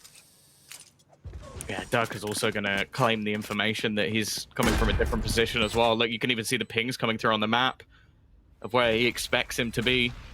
The chances of him rotating all the way through Dish were slim to none. So they can almost all keep their gaze on that position. You can see Alfea just waiting for the cross, instant kill, and while that will be a 10th round, good stuff coming out of FNATIC. And while FPX, I think they're going to feel a little bit hard done by there, because it's a weird one where you almost feel like they had the information but didn't quite play off it well. Yeah, I think they had to deal with a potential underpass push to the right. That's why Angel's looking the other way. Not having the player close on the box to pop that swing. They didn't think they'd need it. They thought, as I did, there was 0% chance that Angel gets checked and spotted. But evidently, that was quite incorrect. And now, we kick things off in round 18. The different approach from FPX. They're pushing Dish this time to grab the information, and very passive approach to B. The thing is, though, because they threw that knife in the previous round, FNATIC actually just sat further back in the early stages of the round. So that information is false. Like, it is going to tell you, okay, there's nobody waiting outside of Dish, so we can start pressuring elsewhere. In fact, 3 players just played a little bit deeper, a slight adaptation from FNATIC, but it's now just given them all of Dish control for free. This is where the Cosmic Divide could be very useful, even for blocking sound, for getting them towards that site. See if it's going to be popped. You are divided. There you go. And this is a clear one. You can put it directly across the map, and it could look like maybe you're going B, but this is an A take. That's very clear to everybody. Yeah, unless it was maybe the biggest ruse of all time. Straight away, though, you're going to see the Nightfall pot claiming back some ground very quickly indeed, but there are multiple FNATIC players. They're left so blind, though. It's only going to be a trade onto the ult as well, and Alfire is just getting tagged through the box. Xiao is not going to fall for any of his trickery. This leaves an afterplant, but with so many players still to be found, the only interesting thing here is how deep Enzo is currently sitting. You've already got the aftershock to push them off once. I assume he's going to have himself some snake bites, and also then you've got that rolling thunder. They haven't even managed to get close on the defusal yet, and now you're finally going to see that move coming through, but there's still plenty of time to get it. He's going to manage to deny one, but he needs to run. If he's going to stop them, they're still just going to stick it all that way. The spam's not quite there. 0.24 FPX will get it across the line. A very close 2v4 for FNATIC, and well, this is why we fear their afterplants. You know, I think that orb was in A main. It's the same one that we've seen thrown through the window on top of A main before. And if that orb makes its way to the site and is there for the plant, they win. Yeah. But instead, it's just snake bites on their own, and 0.24 of a second. You almost couldn't get that unlucky. A good attempt by FNATIC, but in the end, FPX come back into that one, and it's a resounding victory as well, right? It may have come down to the second, but yeah, firepower, they won that out convincingly. Now again, this same knife is being thrown every single round, so it means that you can't have that direct contact, unless, of course, you're intentionally going to try and give away that information, which, well, they are going for a straight-up rotation. Now, there are some weapons that are currently bought into this one as almost just the extra cash. You've got Mystic and Alfire. You've also got a Tour de Force 2 away and a Showstopper. And Durka is just waiting on this angle. They're about to peek into it dry, and they line up!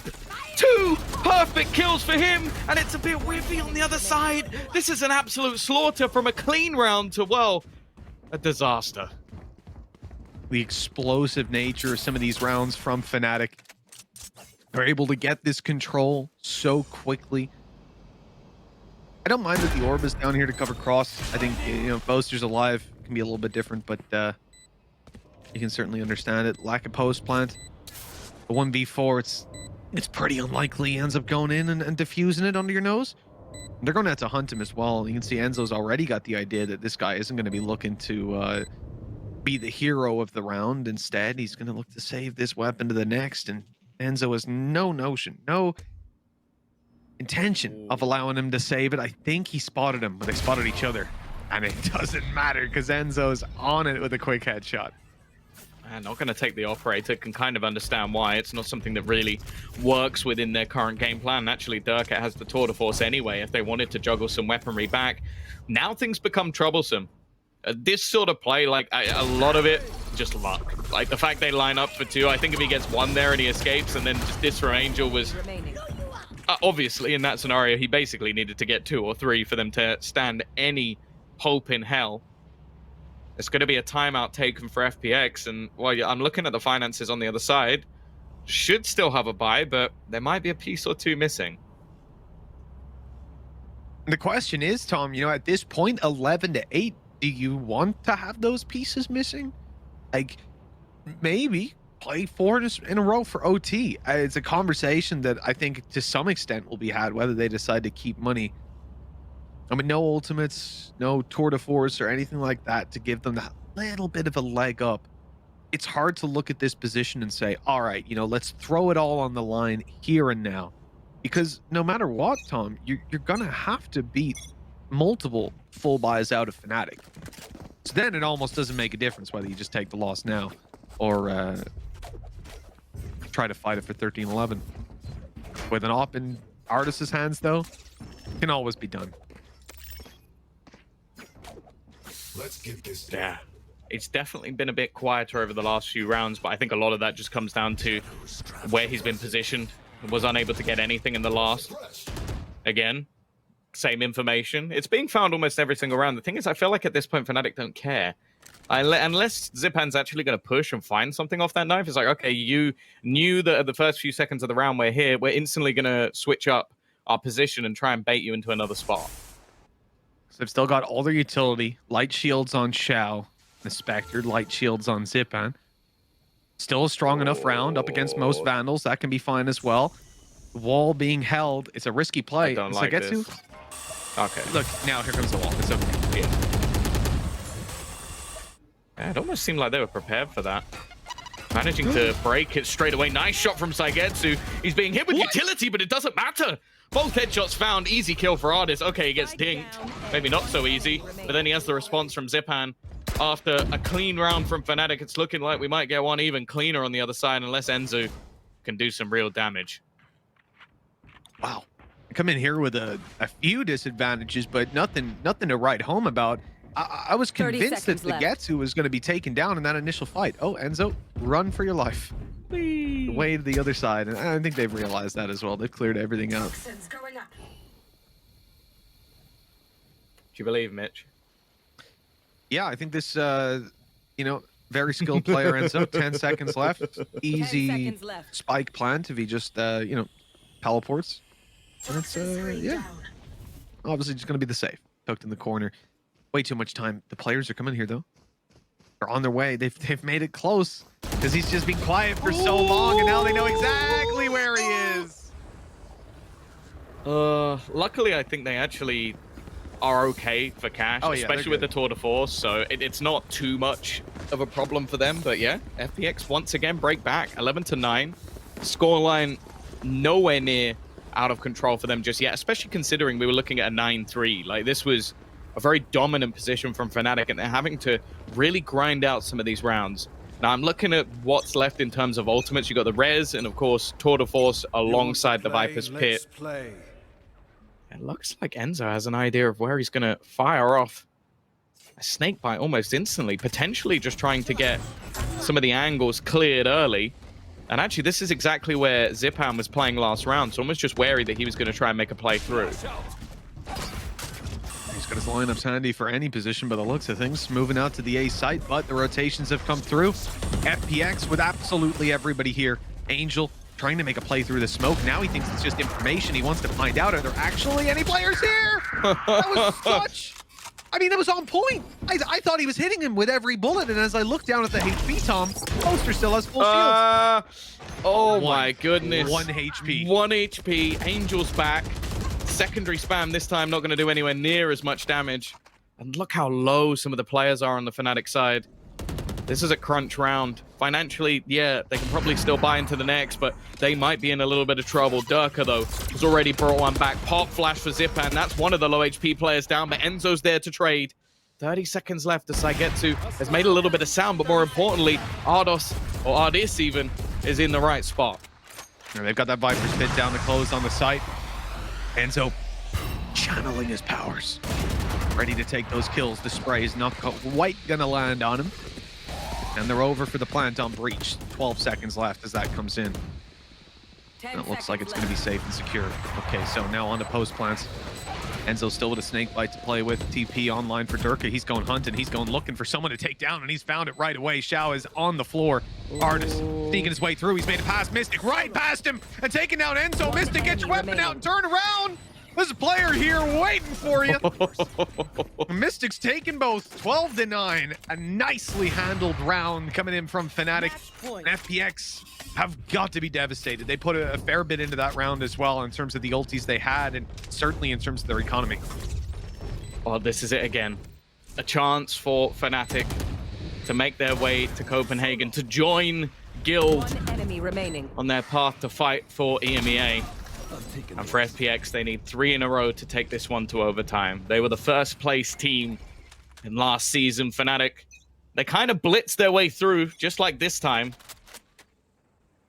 Maybe not quite as dominantly. But let's see if FPX have any fight left in them already. Xiao is going to find a fair amount of info for the squad. Bear in mind, Saigetsu only on a pistol here, so there's definitely a piece or two missing.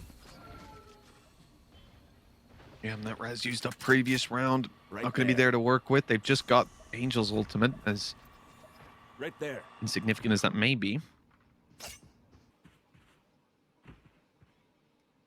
Fnatic are taking this one very slowly. This Rolling Thunder seems to be soon heading towards this B site. There's absolutely no one on site, and it's quite common to play that off-site retake when you're up against these kind of ultimates. 50 seconds left. I mean, they're going to need to make a move sooner or later. That's cleared everything, though. I mean, they might think this is A after just seeing nothing, no contact, and now a fake out of Enzo. Now they Heard him run back. Oh, big kill already. You can see they're almost playing for the retake already. Just sat back, nobody getting hit by any of that utility. And actually, Angels managed to reclaim so much control. They have so much space. Boaster as well is going to be hit by Nightfall, but Enzo with an important kill. They're also being flanked. They've got to be a little bit careful. Zipan is going to drop another, turning this 4v3. With Enzo down, no wall to play with. FPX walking into this site, doing damage as they go. Mystic not able to put any of his utility out. The spray not good for Alpha here. They're under so much pressure. Now the nade keeping them out. The defuse is underway. They've got to get out there, running through it. 1, 2, and they've stopped the defuse. FNATIC are going to Copenhagen. Oh my goodness. They make it once again. We saw it last year where they head to Iceland and then failed to make that second LAN event.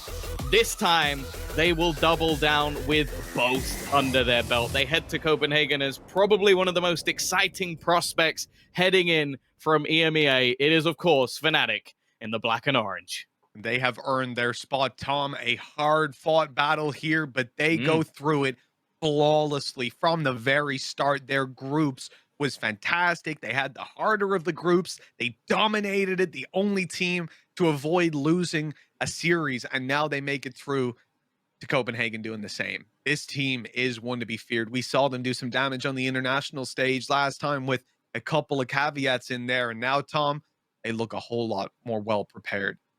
Yeah, for sure. Now we can, of course, head into our player of the match again.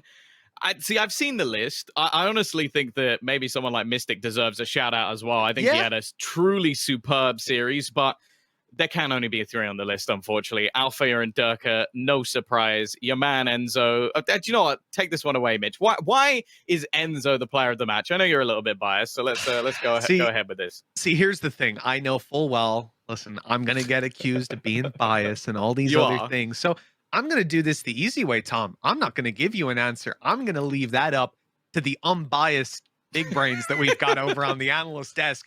When we come back from the break, they're going to let you know why Enzo is one of the cutest and best players we've got out there. Let's toss things over to the desk right now. It finally happened. FNATIC close out the game. So close for an OT, but it was not the one for FPX. It's FNATIC that make it to Masters Copenhagen. They still have to figure out what seed they'll be in, of course. That'll be competition for week 2 of playoffs, but still a massive, massive play for this team. Reformed and now in the biggest spot. 10-0, qualified for Masters.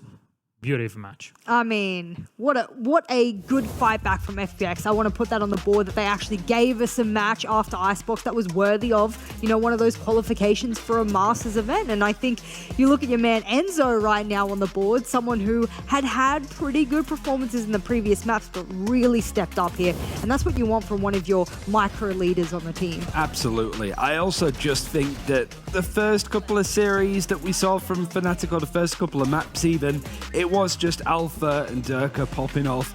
But as the series went on, as it got more tense, we saw the rest of the team being able to shine. Like Mystic played terrifically, Enzo being able to flex onto various agents and being a solid site anchor on the defense over on Fracture. Like every person that needed to show up, I think, for FNATIC did so in a similar fashion to Guild earlier, right? Like this was a solid team performance and it required that to beat FPX. I mean, overall, if you just look at the entirety of the series, each and every map, especially on the second map as well, Durka had struggles with these opening engagements. If you look over the quantity of what FPX put on the board in first kills, it far outweighs what FNATIC put on the board. Now that means that on a lot of these rounds, FNATIC had to fight from behind. And we're talking about the quality. We spoke about Everest earlier on about, you know, this is something FPX would have to fight up against here. Well, even when they took the opening engagement, and they should therefore go on to win the round more easily, FNATIC just denied it time and time again. These are the kind of mid-late rounds that we're seeing from FNATIC, a very structured and well-disciplined team, but it was not easy for them today when I thought quite possibly, I think you heard it from me, that it should be easy.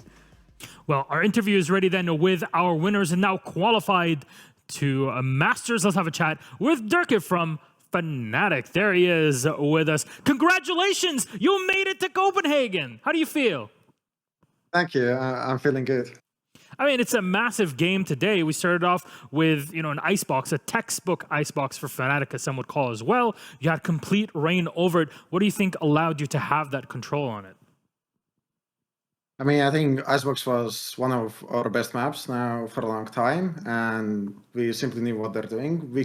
I kind of got surprised by your pick, but then we just told where he can TP, what we have to be careful of, and we were just waiting for him to do mistakes, and we got entries, and then just good comms. We stayed on top of the comms instantly, everyone's talking and doing everything correctly. So it was a really good map from us. Yep.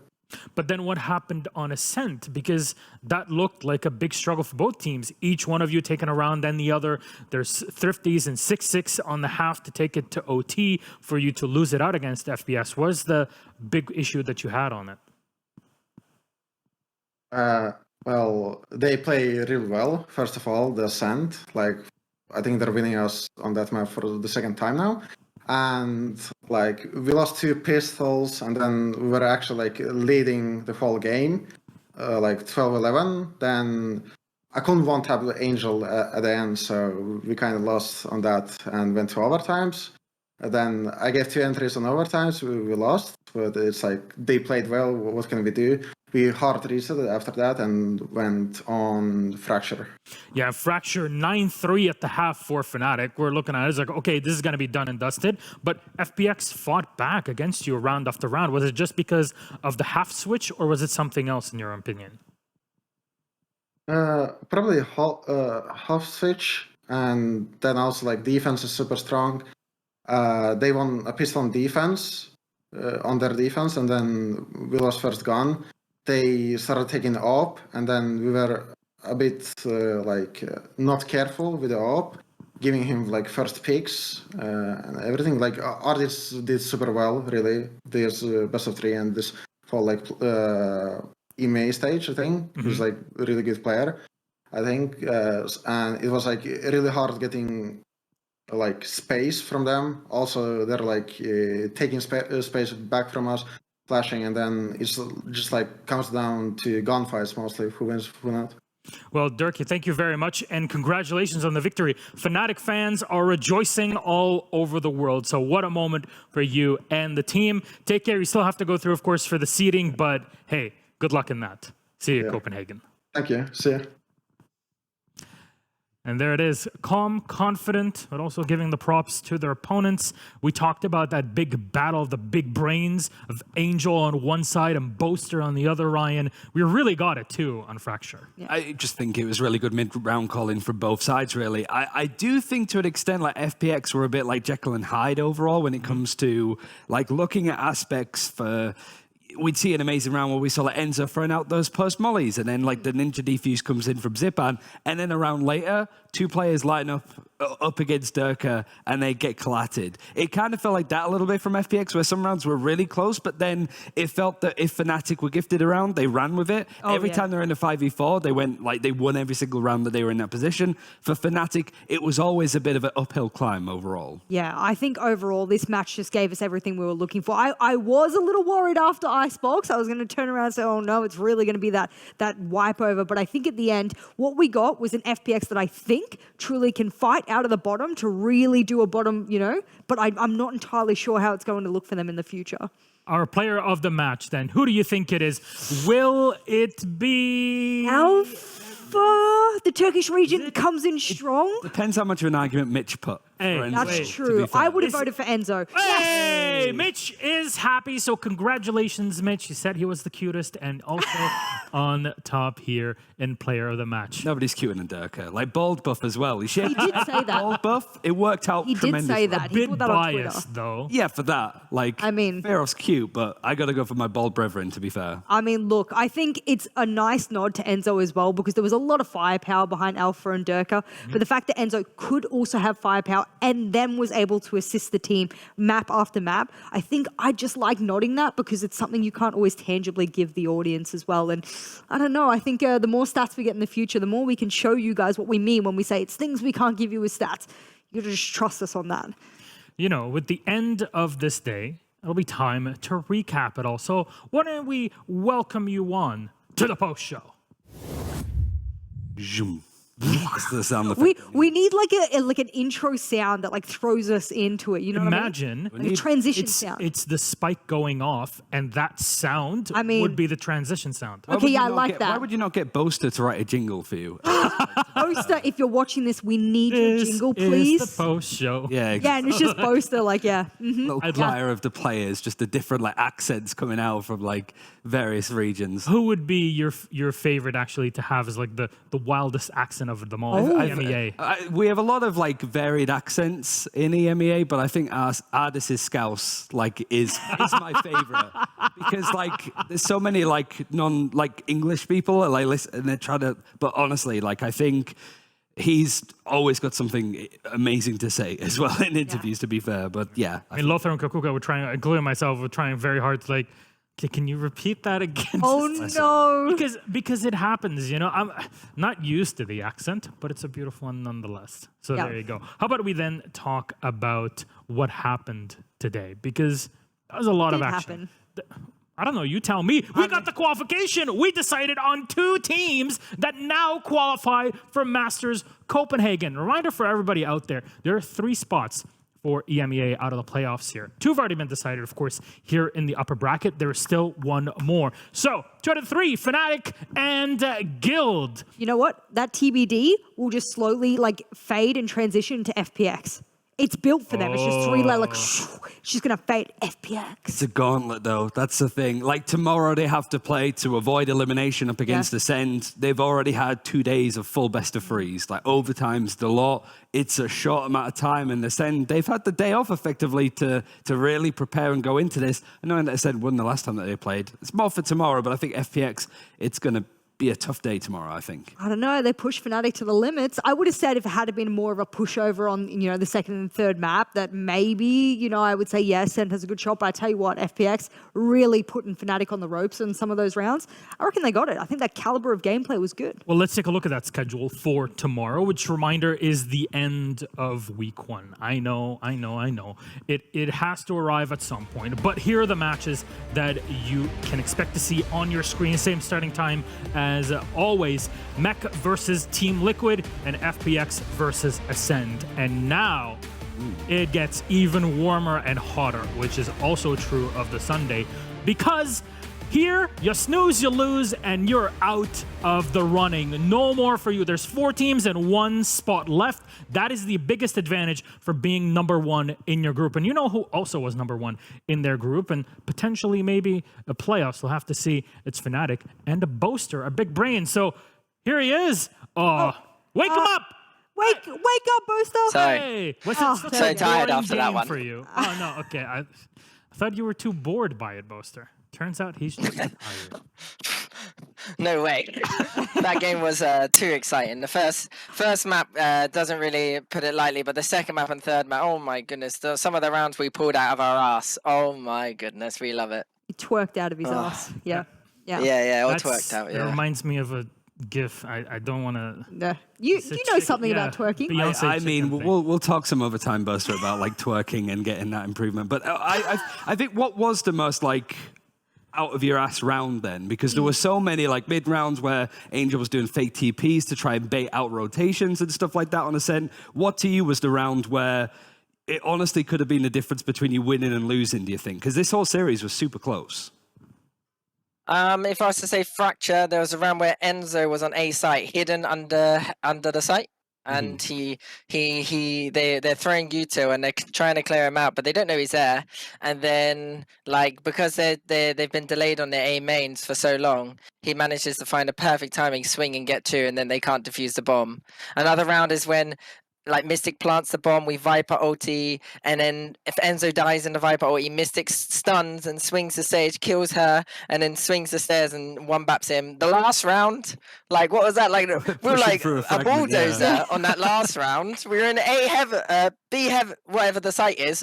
The tower, we were in tower, and like the KO grenade was there, and we were like, they could be on it, and we were just like, we gotta go, and then there's like Alfie and Mystic, like the 2-man crew. Oh my goodness! And I was just there like, please end it. Someone have a good round. We had a lot of them. Why do you say that? Why do you think there was a bit of a lull in your performance as we got deeper? Because at the half, it was 9-3. We're all thinking this is over right then and there. I think it's the comp that well, it's a bit of the comp that what are they called? FPX use. It's a bit of the comp that FPX use. Like, it's quite a difficult comp to play against because you've got the Chamber, who's always annoying to play against. And then you've got a Sage, so you have to account into that as well. You can't really rush a Sage. And then they got obviously quite hard A main denial as well. So it's a really tough comp to kind of play against. Like, there's not many gaps on the map to use, and you just got to hope that the shots are being hit and you find the right one. And that's kind of what Fracture's all about. So yeah, I think it was tough. And then the Ascent was hard the first time we played them, but we improved a lot on it. And I actually think we started off a bit too slow on defense, and on attack, like we had it in the bag almost. I mean, we lost the two ecos, I think. So I mean, yeah, it's tough to say. It's tough to say. It's honestly just so difficult to play. Yeah. Well, what about the other map, like of Icebox then? Because like the Euro came out, surprised a lot of people. Honestly, it kind of felt that you guys almost expected it to an extent because you dealt with it very quickly. There wasn't really a warm-up period where you saw what the Euro was doing with the utility. The mini would come in with attack pause, go, right, this is what we need to do. This is how he's doing it. It seemed that you didn't need that at all and you read it perfectly. Were you sort of expecting FPX to pull out like a break glass emergency Euro on some of these maps, or did you just think it was fairly easy to read on the day? Honestly, we saw Euro and we were like, okay. And I was like, boys, let's not get too excited yet, you know, like we don't know what it's gonna be like. And I mean, he's gonna love it, but we were like, I just got flashbacks of Lothar showing like TPs going under bridge, under tube into Snowman. And I was like, first pissed around, I was like, he's probably going to go for that TP play. And he literally went for that TP play. And I bloomin' whiffed 12 USB shots on him. And I was like, oh my goodness, like, you can't be whiffing them. You even know where he's going to go. And I think it was kind of like, Yoru's just so rubbish. Like, his TP is the worst. Hey, you didn't hear that, Lothar. Don't tune off. No. You're breaking his heart. Exactly. I mean, it's honestly like, he can TP Snowman, he can TP here. Other than that, his TPs aren't going to get much value, and they're quite easy to counter if you just play back. They sacrificed a Sage. They didn't have a Sage on Icebox, and I was like, oh my goodness, come to my site for sure. Like, come on over. They ended up coming to my site and only winning rounds on that site. So I was like, oh, don't come to my site. Go to Durkas. Go to Durkas. But yeah, that's the vibes of Yoru. We weren't expecting it, but then when he whipped out, we were like, yeah, like, let's win. Well, you've now qualified for yet another Masters event. You have seen many of them and you've been able to taste a little bit of victory. With this lineup, we've heard Mini speak about the fact that like this lineup that you've got now might be the one. Do you think it's time to hoist another trophy? Yeah. I mean, I think the roster is pretty good. Not gonna lie, the roster is pretty decent right now. We have a lot more firepower. I seem to be like putting up a bit more numbers as well, so that's always handy. I wish I could do more, but when the games get so stressful, that's when my mechanical skill declines a little, and sometimes I just have a lights out round and I don't even know where it comes from, and then I'm back in the bin again after that. But yeah, I think if we are in Copenhagen now. I was about to say, if when we get to Copenhagen, we're feeling super confident.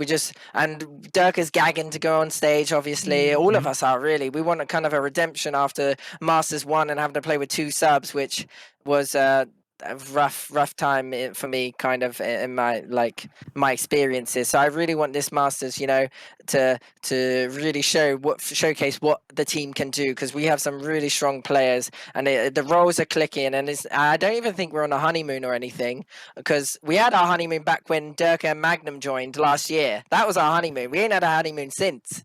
So we're just decent now. We're just good players. So hopefully we can win. Sure. Hopefully so for you. Yeah, I mean, I don't know if production could bring it up, but like the bracket. So we have 2 of the teams confirmed at the free, you and Guild. Looking at the teams that are in that lower bracket, you got Mech versus Team Liquid, FPX versus Ascend. Winners of that would play for that final spot. Who out of those 4 teams is joining you? It's hard to say, really. I think FPX beat Ascend. I think Mech TL, I don't know really who's going to win that one. I feel like it's going to be TL though, because I think their bans favor against Mech's map pool right now. So TL versus FPX, and I think like if I was to go match head to head, I'd be like, yeah, I'd rather play TL. But TL could win as well. So I don't know when it comes to that game, but I'm thinking TL FPX. I could be wrong. FPX. Yeah. All right. Who knows, man? Like when they're that below us, all those teams, like we don't bother like worrying about what they're up to. Oh, No, I'm only joking. wow, I'm that only is getting joking. clipped Nah. and retweeted all over Twitter. Then who takes Bottom the fragger third here, slot? talking lots of trash talk. Who takes then the third slot? Who joins you in Copenhagen finally after all the dust settles here in EMEA? I got no clue, mate. No clue. You could toss a coin in the air, and I still like heads, tails. Oh, that's only two options. Yeah, there it I is. don't know really. I'm Well, just gonna two say I want coins mech. with I two want heads, mech. and then you got to work it with 2 coins. Mech at the end. All right, fair enough. Why Yeah, Mech I want mech specifically? too, but I like Redgar and I like Nats, Aw. and I don't know the others as much because I didn't talk to them as much. But when I went to Champions, I spoke to Redgar and Nats at the dinner table, and we were like talking about strategy and whatnot, and it was quite nice. And they're super kind, super nice people. I mean, all the other teams I'm sure are nice as well when I met them in the elevators or whatever. But I think I'd like to see Redgar again because he's my mate. Fair enough. There you go. Lots of friends here in EMEA. Bothler, thank you so very much for joining us. Congratulations again to you and FNATIC for making it to Copenhagen. Still seeding games to go through, but you'll be seeing FNATIC there. One more team to join from EMEA. Wow, I want to know where you Yes. go to the gym, Boaster, because that's unreal. Just downstairs, actually. Just downstairs? All right, well, there we go.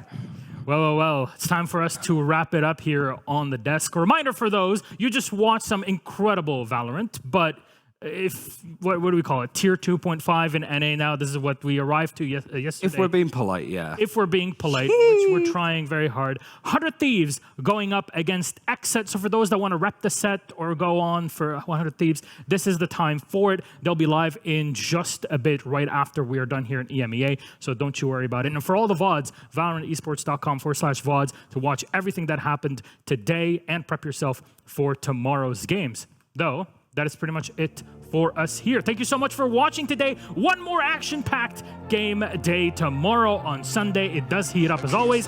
2 teams have been decided. Who more will join in? From all of us, we love you so much. Good night. Rep the set! Sorry, DDK and Sean. 100 Thieves, let's go!